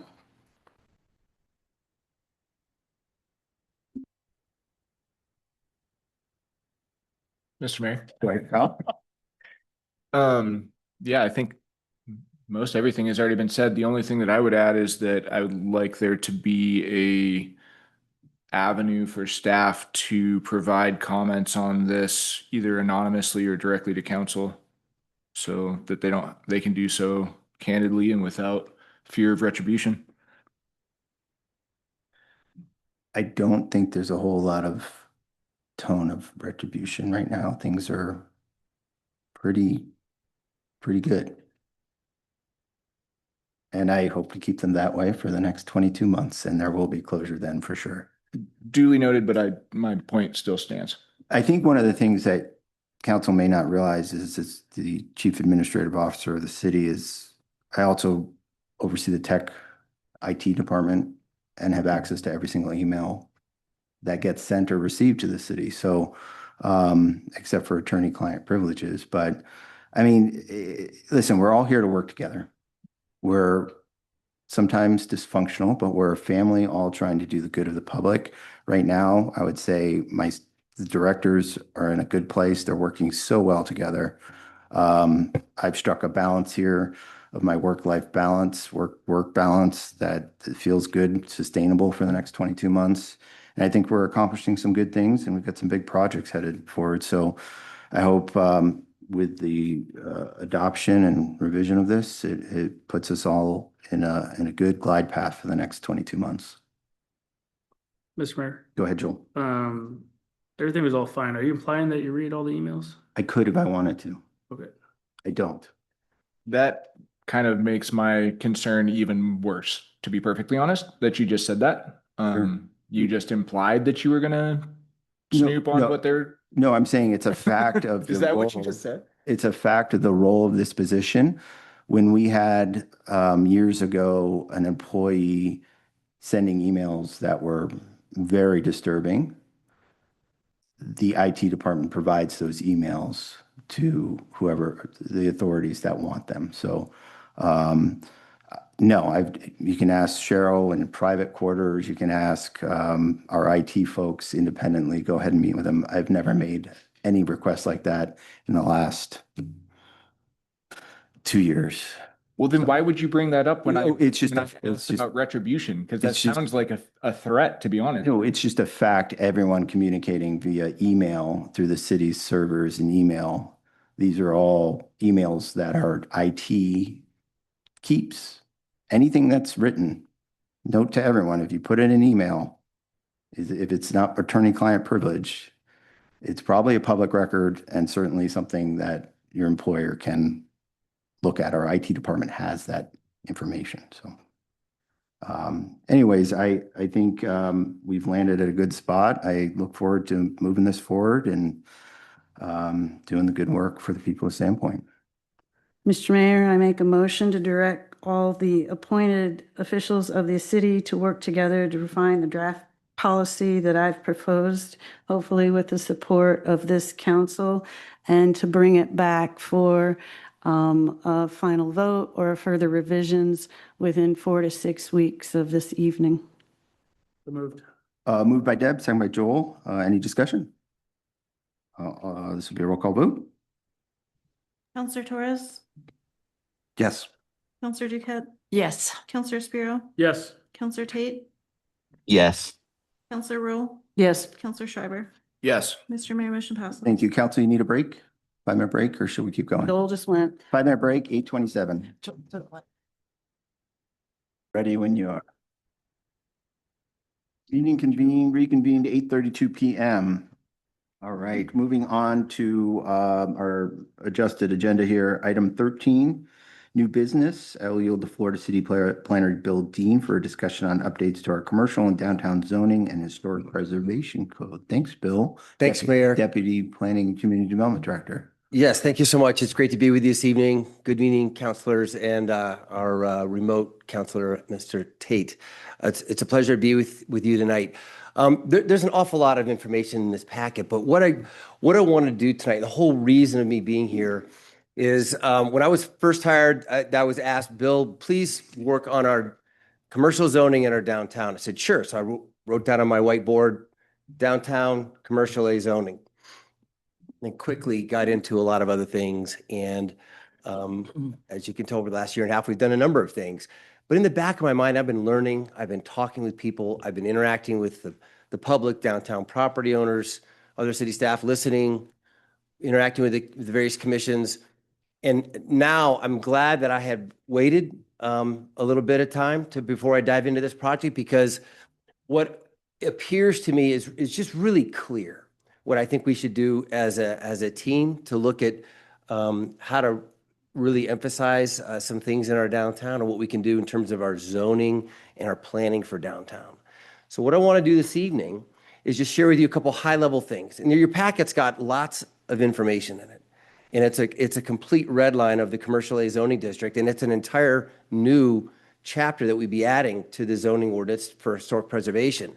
But I don't want to go line by line to that. Right now, I'm doing that with your planning commission, and I've had several meetings with them, but I've also worked with the Arts, Culture, and Historic Preservation Commission. By the way, I'm going to say I'm really grateful for their attention to detail. Every line and every word, literally, we're going over with the planning commission. We're about ready to do a similar exercise with the ACHP. And of course, I wouldn't be able to do any of this without the assistance of Zach and Jason's ear as well to help me make sure we're kind of going the right direction. But I don't know if we're going in the right direction. And that's what I want to talk about tonight. So what I'm hoping to get out of this myself and hope to impart with you is an idea of where this effort is taking us, and then have you give a course correction or a timeout or whatever that takes, because what I'm proposing is a pretty significant reconceiving of how we think about commercial zoning in the city. What I've experienced, what I've felt since I arrived here, looking at the zoning map and understanding the community, is that, wow, the zoning in Sandpoint for commercial activity is enormous. We've got about 365 or so acres of commercial zoning. And this map on the screen right here, got the purple, the green, and the orange. Purple commercial A, orange commercial B, and green commercial C. Yet the zoning ordinance itself, there's not a whole lot of difference between the three. They're very, very similar. They're really similar. When you look at the downtown area and you look at the commercial A zoning, quickly you get disoriented. What exactly is downtown? According to this map, if I'm at the Safeway parking lot, I'm in downtown. And the first exercise because the zoning standards are the same, the allowable land uses, the zoning standards are the same. Zoning is aspirational. It's what you want your community to become, and it stems and flows from your comp plan. So what occurred to me was we have an awful lot of property dedicated for commercial activity. And what happens when you do that as a community, it's like taking butter and spreading it over too much bread. And And I love butter and I love bread, but it's really tastes a whole lot better when you got a little piece of bread and a big old hunk of butter on it. And that's exactly what I'm proposing we begin to think about for the downtown. Concentrate your activity in your downtown. And the first step in that exercise is to really draw a line and say, what is our downtown? Can we agree on what our downtown is? Because it stands to reason that downtown, that special place, should have some standards and ideas and policy that guide it that may be different from things that are immediately adjacent to it, that today happen to be of the same color purple.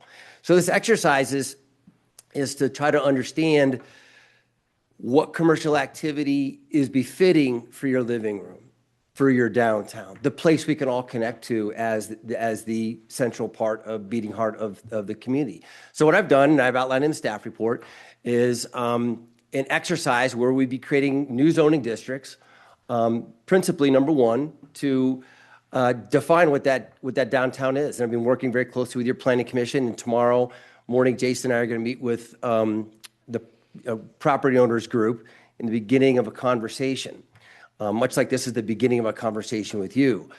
I don't think I could have gotten to the point of communicating with you or the planning commission or ACHP or property owners without creating a draft and giving it something to put our hands on.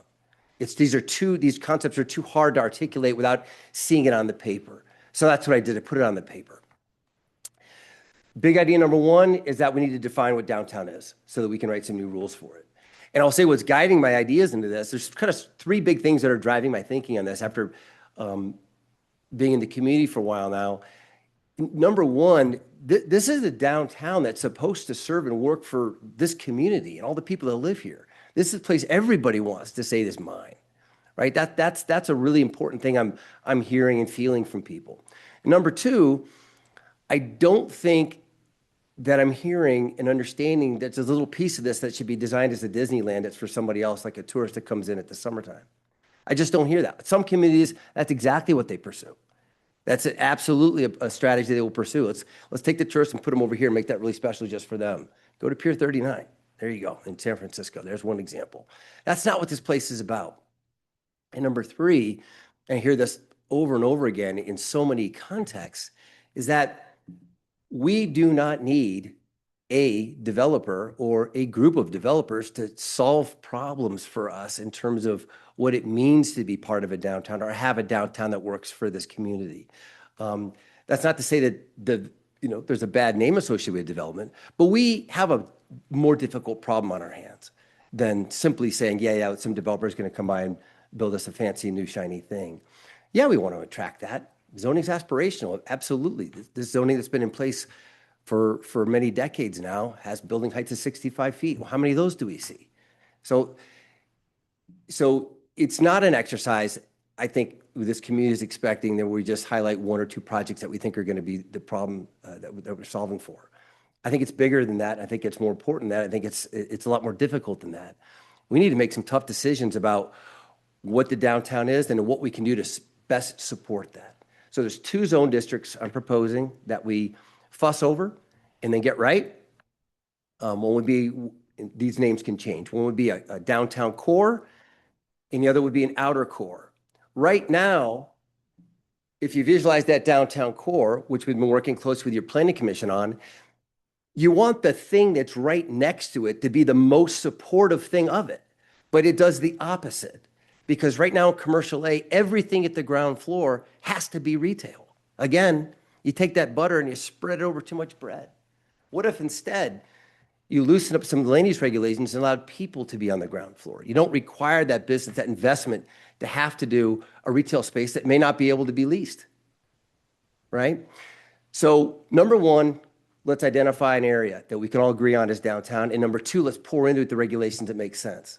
Number three, let's create an area that's most supportive of that geography.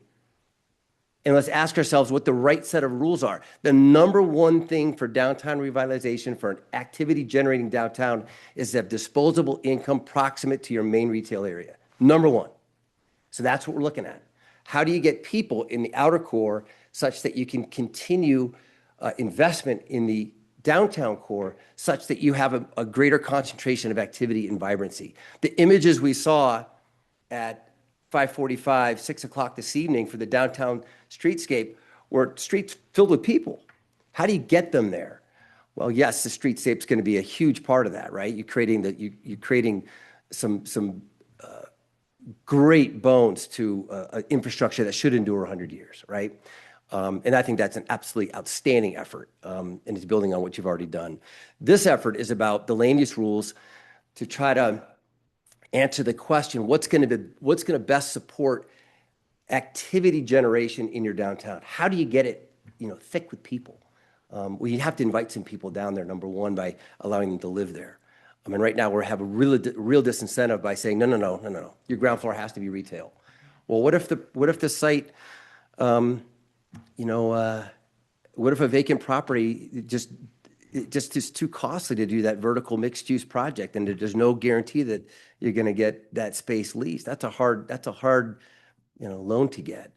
Maybe a little easier if you don't have that requirement for the vertical mixed use. And instead, we can concentrate on allowing ground floor residential, for example. Not that you don't prohibit the ground floor retail, but you don't require it like it is today. Again, the zoning for Fifth and Larch should be different than First and Cedar, I argue. And if we disagree on that, that's what this meeting is about. So what this effort is about right now is to create a geography. We think this is the downtown core. The main difference between the downtown core and the outer core is what really can happen on the ground floor. We are going to attach to each geography we create sets of rules. What are the allowable land uses? Right now in the downtown core, we're saying with this draft, and it's very much being fussed over by the Planning and Zoning Commission, is that we're saying no offices that would be allowed on the ground floor. Really what you're trying to achieve in a downtown context is a high periodicity of interaction with people and events, right? Retail shops, restaurants, entertainment venues, that type of stuff. When you have other land uses allowed on the ground floor, you have to be careful with that, because sometimes those land uses they're wonderful, awesome businesses in our community, but they're not necessarily the ones that generate the activity that this special 35 acres of the 365 commercial that we have necessarily have to go there. So we're asking ourselves, can they go somewhere else? Can 9 or 10% of your commercial property be a little more restrictive so that you can get the concentration and start to drive some of those higher activity generators there? So you get that street presence and that special feeling you get when you're walking at 3 miles an hour down First. It's just thicker with people. How do you do that? You create and allow and try to entice those businesses to locate there. Now, of course, just as a sidebar detail, in any zoning context, if you're going to do a land use change like this, and right now, for example, you have 4 or 5 or 6 or 8 real estate agents that are located along First.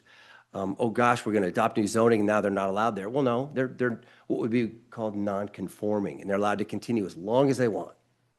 Just as long as they want, until such time as they go away for 6 months or more. And that actually may be a little bit longer. And I need to talk with Zach and Fonda about if there's any state laws that regulate non-conforming uses such that they would allow to be there for like 2 years, for example.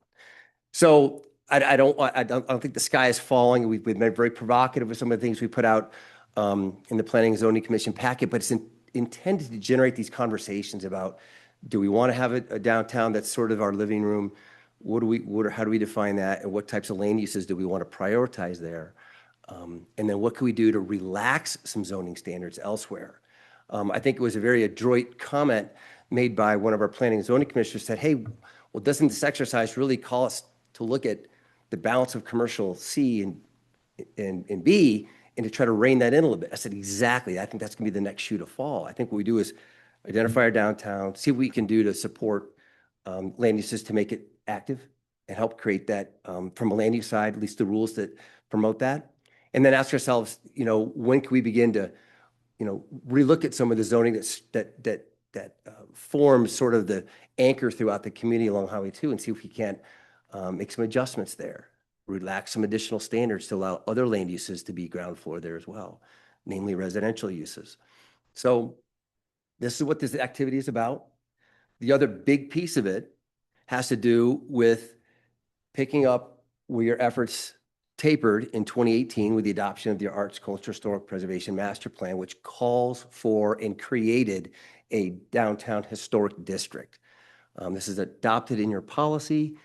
It's adopted on the National Registry, but historic preservation has effect locally only if it's adopted into your zoning ordinance.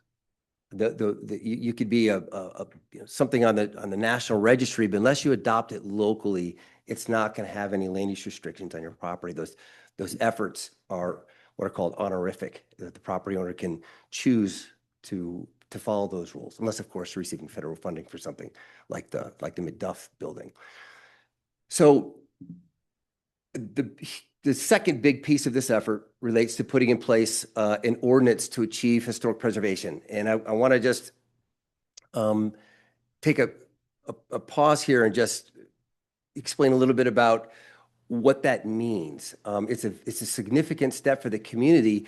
This would be a deliberate participation in a national project. Okay, historic preservation has got lots of strings attached to it. It's essentially locking in amber a piece of your town, and then going through a very specific process with your ACHP through special permitting to regulate any changes to these buildings and go through an approval process to make sure that any changes that occur are commensurate with a set of very specific standards that are espoused by the Secretary of the Interior through the National Park Service. There's a set of standards that most communities that enjoy a historic preservation ordinance adhere to those standards, and then typically have some locally adopted standards as well. So what I've written is a preservation code stemming from what I've learned from the master plan 2018 that is sort of an all-in approach to historic preservation. You're really not going to be doing anything to the buildings that are located within this district unless you're getting a permit first through the ACHP. There's additional time, cost considerations to be mindful there. I don't think it's my place or role to be an advocate for any particular approach to you could take under historic preservation. I think my role here is to be clear and explain some of this stuff so that you can go into this knowing more. And I don't want to ask you tonight if this is something you want to change. I think what I'm looking for tonight is, are we generally headed in the right direction? Because I don't want to spend another hour writing code and going through community workshops and working with the Planning and Zoning Commission, who is reading every word of this, by the way. I'm very, very impressed, and you should be very proud of your commissioners. The effort they're putting in is remarkable. I can tell by the questions they're asking. So we are reading every word with them. So I just want to know from the council, are we heading in the right direction? I lifted, if Jason, if you could pull up the map of the core and the outer core, please, and show again this dashed line. And Bill, just something I think would be very helpful for the council is a distinction between the regulations within that hashed white area and the regulations around building design standards in the salmon and green areas. Right. And some clarification that historic preservation and downtown building design standards might achieve a similar outcome, but they are very different things. Very different things. Again, historic preservation, I want you to visualize this in terms of partaking in a national project to preserve. It preserves what you have and only allows changes and modification to these structures, the exterior of these structures, if that's found to be compliant with a set of adopted standards that are used nationally for this purpose. The district that was formed in 2018 by virtue of your policy document doesn't include all of the landmarks in Sandpoint. There are a number that fall outside of the boundaries that are there on the map. That doesn't mean that you couldn't have them included, for example, as part of a district, even though they're not geographically contiguous. The reason why I say that is because under Idaho state law, there's a different procedure and process to address a resource that is within the district as compared to something that's just listed as a landmark. Okay, and we can dive into those details more specifically at another time. But to Jason's point, what we've tried to do with the downtown is come up with some reasonable adjustments for discussion purposes of what land uses would be. And then we've overhauled entirely what the development standards would be and the design standards requirements. We basically took a building and said, okay, in the green area, if you're going to build a new building in the green area or do a modification of the building, you've got to meet these specific standards for the type of facade, the type of materials, the design, the fenestration patterns, the building heights, everything to try to not compete necessarily with a true historic resource that may be across the street, but certainly try to write a standard that avoids something that's not befitting for the community, okay? We haven't yet gotten to this piece of the ordinance with your Planning and Zoning Commission yet. I think that's the next meeting. We got to do the land use table. That's about as far as we made it. And just for the council's benefit, if you're reviewing the red line version in the staff packet, 9217 is an entirely new section of our commercial zoning code. It is, what is that, 3, 4, 5, 5.5 pages of newly written code that are new design standards for any new construction or redevelopment of existing structures within the green and salmon areas here. So it's basically, you take a look. All the green, all the salmon, not just the historic district. The historic district lays on top of that this certificate of appropriateness, which would have to go through the Arts, Culture, Historic Preservation Commission for preservation of existing structures. And that's why it's called an overlay. You have these base zone districts, and on top of it, for historic, you drape this new set of rules.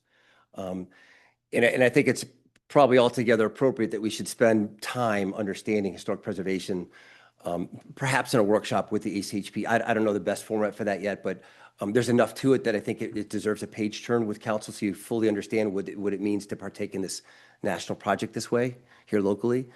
Certainly the policy document strongly pushes in that direction.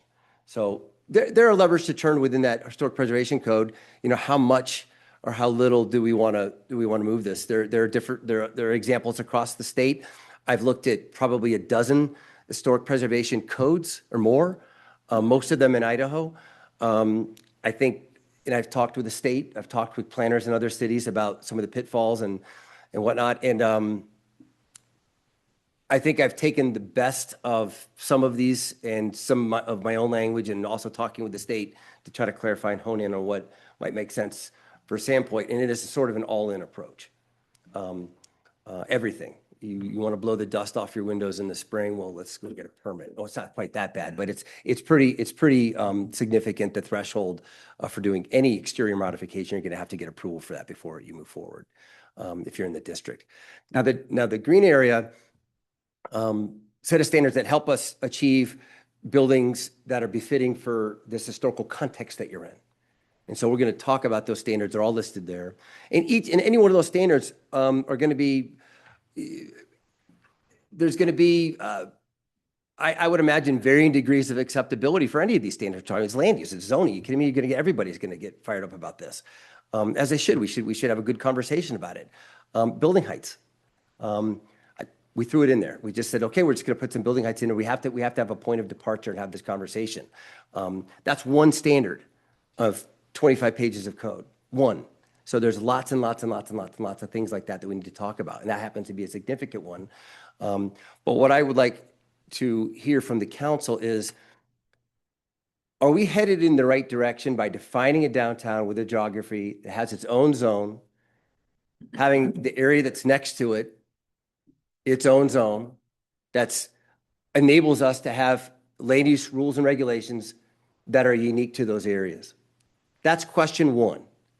Question two is, do we want to continue to process and understand and learn and read through the historic preservation, knowing what you know right now, which is it requires a new permit. These buildings are locked in amber. You've got to go through a process to change them. They can be changed. You won't be able to demolish unless you get a permit, for example. You won't be able to do a giant addition without getting a permit. And you have to follow standards that are funneled down through the federal government?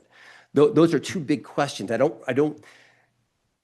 I'm not asking you to, by saying yes, it doesn't mean any one of those standards, any standard at all is something you're saying is acceptable. It's just generally, this is the kind of thing we had in mind.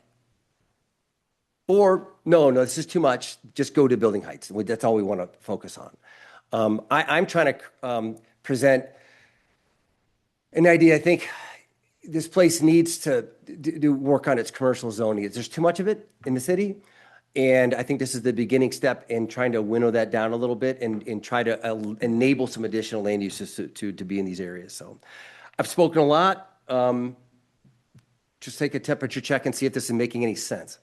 Thanks, Bill. Good stuff. Great explanation of planning and all of this. Council, what are your questions as a first blush? Bill, on page 6 on the Title 9, Chapter 2 with building heights, it's not I just thought it says 35 dash and it's crossed down and it goes to, for commercial A, 65 feet. I was under the impression it could be 65 feet no matter what, but it seems like there was stipulations there. There's a lot of stipulations. So building heights. But you're just saying 65 feet, period, on commercial A. I'm just curious if that's. Keep in mind, commercial A is going to be the stuff that remains outside of these two areas. It's no longer commercial A. Right. So commercial A is just going to be a little ribbon along Fifth. Yeah, I was just under the impression it could always be 65, but apparently it wasn't. What we've done with building heights, we identify a maximum height, and then we're introducing this idea of what's called relational height limits. So they're neighborhood 1, 2, 3, and 4 because we have in the code 4 examples of how height would be regulated based on what those rules say. For example, in the Planning Commission, it wasn't excited about one of these. They didn't like it. One of them was, because I was introducing ideas like, okay, you can establish a max height, but what if you're next to a residential area? For example, maybe you want to have the maximum height be lower because you're next to a residential area. Your code currently does that, so we're kind of retaining that idea. Another idea was, well, if the building next to you is 2 stories, you can go only 2 more. You can go to 4. Or if you're 1, you can go to 3. Commission wasn't very comfortable with that. But again, it was an idea we threw out. Another idea we're kicking around is, well, building height max isn't so important. It's the relative experience you have when you're walking down the sidewalk. Maybe we create a standard whereby at the front property line, you draw a line straight up 15 feet and angle back 45 degrees, and you can follow that line. That's how your building can achieve height. You're just tapered back from the sidewalk. There's all kinds of ways to do this. So we're working with the Planning Commission and kind of honing in on what makes some sense. But we shouldn't be afraid to have special rules for downtown. Commercial A, to answer your questions, we're retaining 65 feet. You should see the box underneath it. Right. It says 65 feet, right?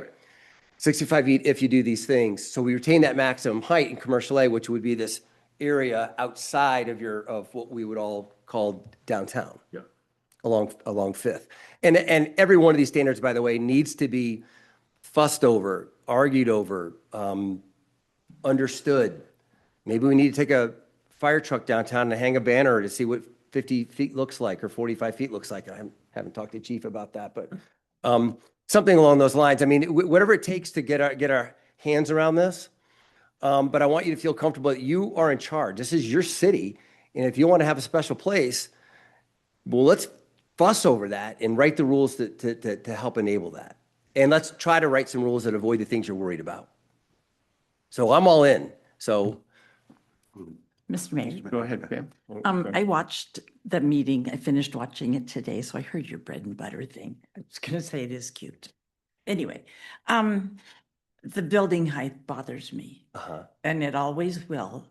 And I noticed that Jason said something that I totally agree with.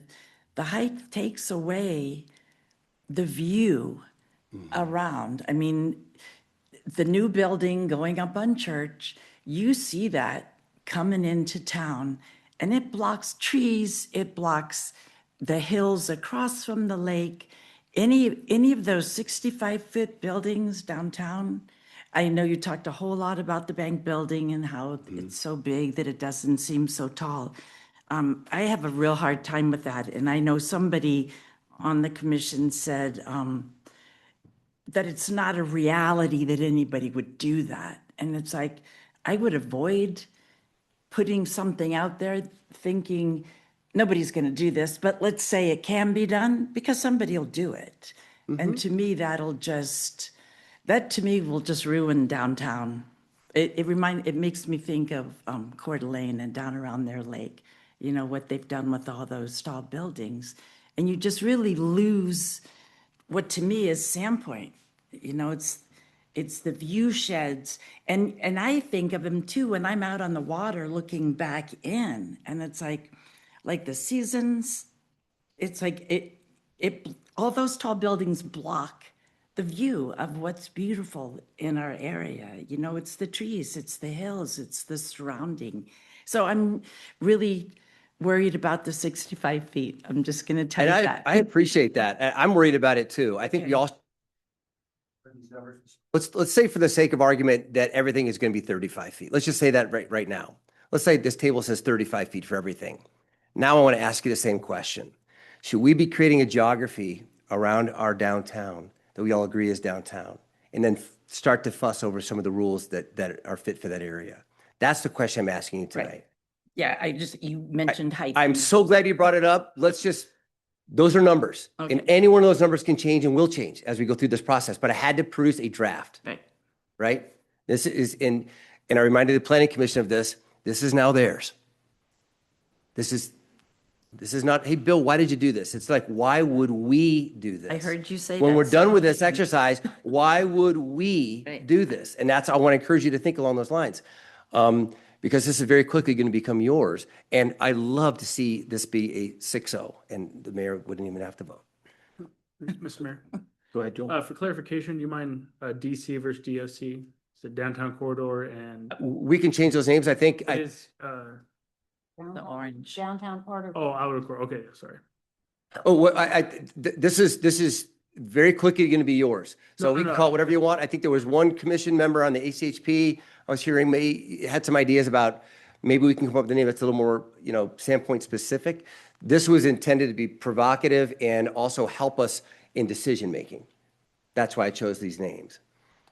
I guess my question would Go ahead, be. Josh. Sorry, thank you.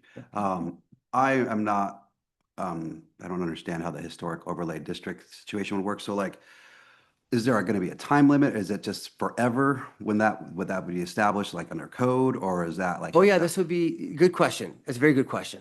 So let's just talk about that for a second. So all zoning is there forever until it's not, until the council changes it. See, under Idaho state law, you've got to have it. It's something you got to have, whether we like it or not, unless the legislature decides to do away with it. Which we'll know in a couple of weeks if that's the case. So, I mean, we say that sort of tongue in cheek, but yes, zoning endures. And it's something that is, little sidebar, among the most important and powerful things that any city council can do is tell somebody what they can do with their property. Tell somebody how their tax dollars are going to get spent and what they can do with their private property. So we take it very seriously, but it's there forever unless we change it. So that if we were to impose a historic overlay district, it would be there until such time as it wasn't, or it was modified. So it doesn't have a sunset, a shot clock. So if we're going to do this, let's understand what those rules mean. And I think that's probably good for a workshop, sit around a table, page turn this thing together, kind of an environment is what I'm visualizing for that, to understand the actual ordinance I wrote. Your pleasure. We can sit and do it. I can stand here all night and walk through every single line of it, but I think it'd probably be better if we sat around the table and had a workshop on the historic code itself. It's a big deal. That, by the way, you asked for. So I just want to be clear, I didn't. We did. Yeah. Several times Right. we asked for it. Much appreciated. Other council questions? Mr. Mayor? Go ahead, Kyle. Yeah, I really like what you've done here, and I appreciate all the work and all the additional information that you're bringing. It's complicated stuff, so it probably is going to take us a while to digest it fully, but just focusing for a moment just on the downtown core versus the outer core, I think what you've said about the need for both of them makes a lot of sense to me. the thing that pops out in my brain is where we draw those lines. And I think a lot of the work that we've done in the last year or so has been toward sort of like a park and walk downtown, right? Like we don't want people driving to their destination as much as experiencing the downtown on foot. And so it strikes me that our main downtown parking lot is actually in the outer core. When, if this is meant to be aspirational, what do we want to look like in 50 years? It seems like that should be the center of our downtown core. I mean, obviously, you're never going to replace First and you're never going to replace Cedar. I mean, those were kind of, I mean, First is obvious, but maybe a function of a previous traffic pattern. But is there a reason why we wouldn't include the downtown parking lot in the downtown core, as well as, you know, the ring of properties directly around it? Wouldn't we want that to be? Good question. And here's how I would answer that. In the end, the right answer is going to come from you. When you have, do you have any family in Pennsylvania? How about Georgia or someplace far away? Okay. So you have an out-of-town guest that comes to town and you want to take them to the heart of your downtown. I'm willing to bet dollars to donuts you're not going to stand there at the parking lot and say, check this out. You're going to take them right down to First Avenue and say, check this out. And they're going to say, wow, this is amazing. So what's that emotion you feel when you walk these streets and you understand that's where these lines should be drawn from one perspective. The other is, if we're going to allow ground floor residential development in the outer core, and we're not going to allow it in the downtown core, because those doors are going to be shut all day long, right? Because people are out doing other stuff. Then that block right there, one huge opportunity site, for lack of a better term, is that what if that bank were to ever to redevelop over time? The one that's just to the east of the parking lot. And that whole block. That to me would be a great place to have some new neighbors to invite into the community by virtue of allowing them to have a ground floor residence right there, as opposed to requiring that particular block to have this ground floor retail stuff. And the parking lot happens to be right next to it. So it's just by virtue of trying to understand second that's leading me in this direction. To be honest with you, my first iteration, this was considerably smaller, the green, considerably smaller. Because again, I like butter on a little piece of bread, and you only get a little bit of it. Yeah, and I guess that's kind of when I looked at that map, looking through that same lens. Jason just took it down. I was going to pull up the previous version of the map, actually. Oh, okay. It just occurred to me that those southernmost properties are, yeah, this map shows more what I was thinking, that those southernmost properties are quite a distance from the rest of the downtown core, and it kind of strings out our butter across a bigger piece of bread. It does. I think I'm this is an iterative process, and my sense is that Superior on its way up to Lake Street might not be the right geography, but this is now in the hands of your planning commission, and this is sort of the feedback I got from them. And I don't want to be dogmatic about it, because when you look at what they're basically saying by that is we're not going to have residences on the ground floor in those areas. That's what's one really easy way to grab onto the differences here, right? There are obviously other differences. That's one really easy way to think about it.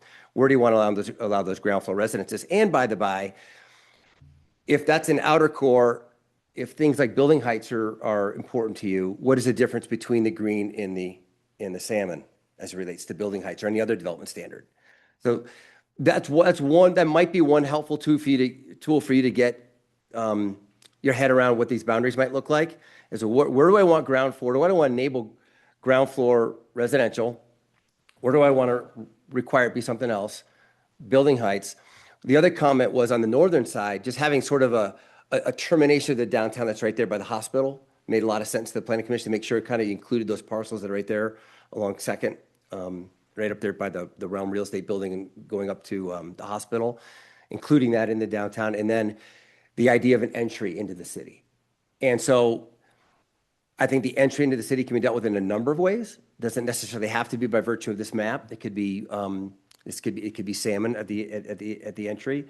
The other tools. I think I'm going to ask you to think about that. I'm going to ask the council to think about this boundary around the entrance to the city in terms of those very few standards, because it might be easier to think about. And the next time we talk, maybe we'll make some refinements. Awesome. And just to clarify, the map on the left here was the result of feedback from the planning commission.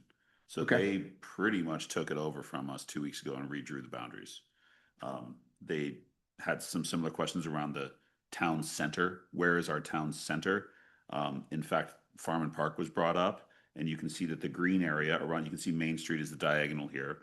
The green area along the north side of Main Street was brought into the downtown core.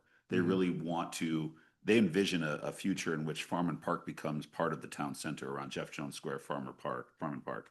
So we redrew the map to bring more of the downtown core closer to that part of town. They had concerns about the land use rules around the downtown core. As they're drafted, they prohibit ground floor offices. They had some really good points about the value of having large office buildings downtown, like the Coachava building, which was in the previous version part of the downtown core. Those offices would have been a non-conforming use.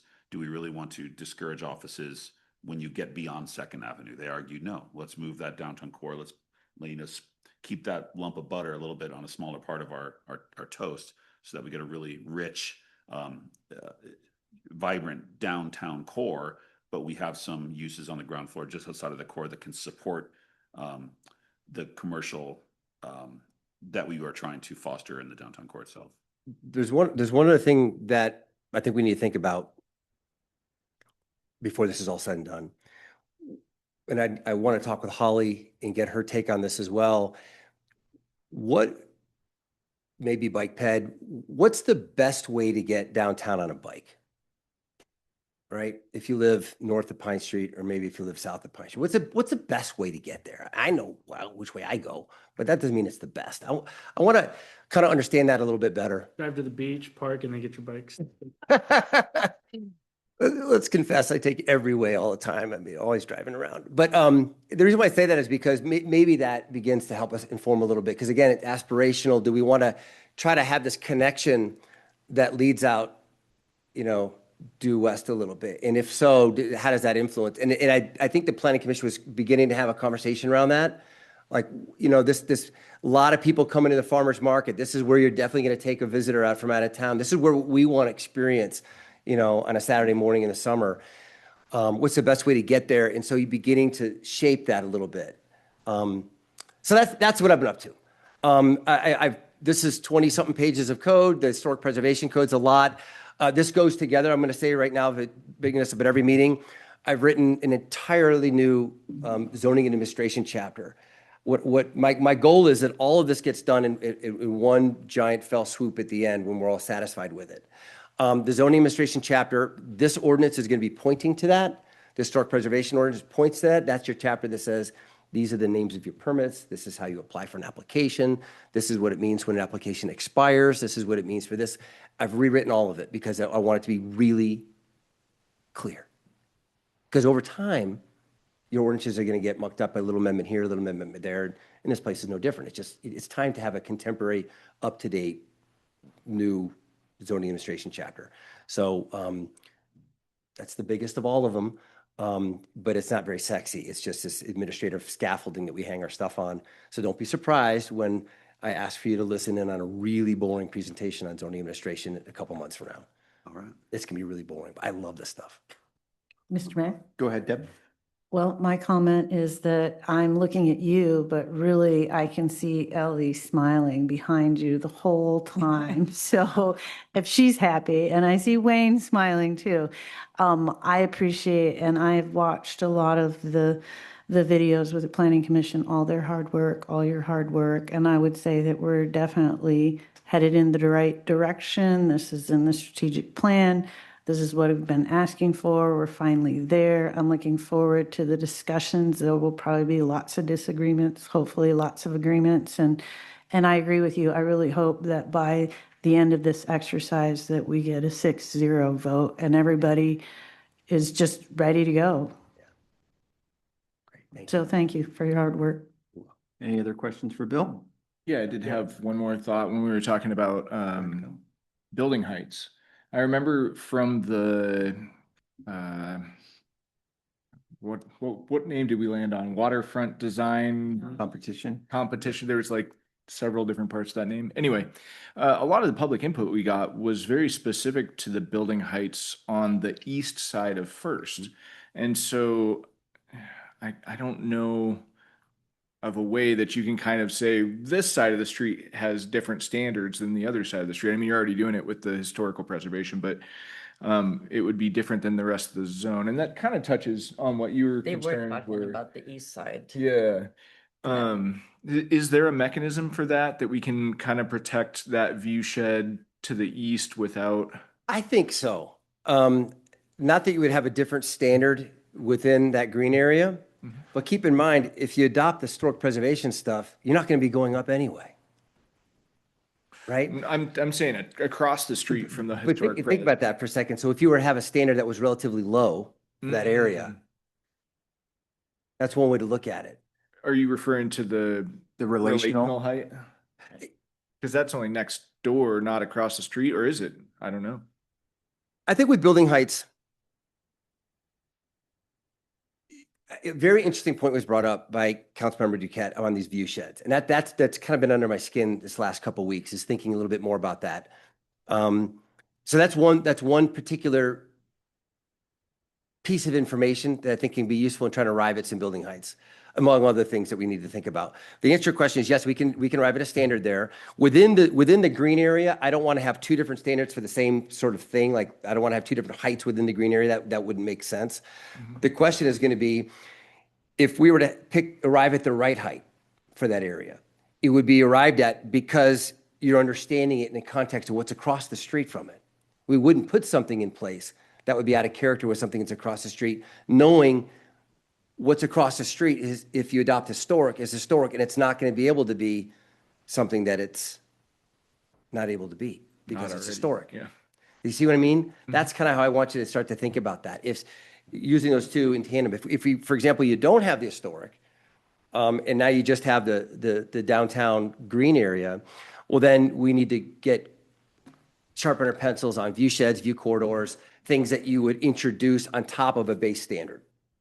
And that's how you would approach that. Okay. Does that make sense? Yeah. Yeah. Council members? Good. I would just close Later. by saying this is going to generate a lot of public opinion. We're going to have a lot of spirited folks out here giving us their thoughts on this. So Let's do it. It should be. Fun. yeah. Should be spirited. Thank you. Bill. Thank you, Bill. Thanks, Bill. Finally, moving on to item 15, Council President Rule requests an executive session for tonight's agenda. At this time, I'd entertain a motion to convene an executive session pursuant to Idaho Code 742061A to consider hiring a public officer, employee, staff member, individual agent, wherein the respective qualities of an individual would be evaluated in order to fill particular vacancy or need. Idaho Code 742061B, consider the evaluation, dismissal, or disciplining of, or to hear complaints or charges brought against a public official, employee, staff member, or individual agent. And Idaho Code 742061F to communicate with city's legal counsel to discuss legal ramifications and legal options for pending litigation or controversies not yet being litigated, but imminently likely to be litigated. Is there a motion? So moved. Second. Moved by Kyle, second by Deb. This will be a roll call vote. Counselor Rowe, Yes. Counselor Tate,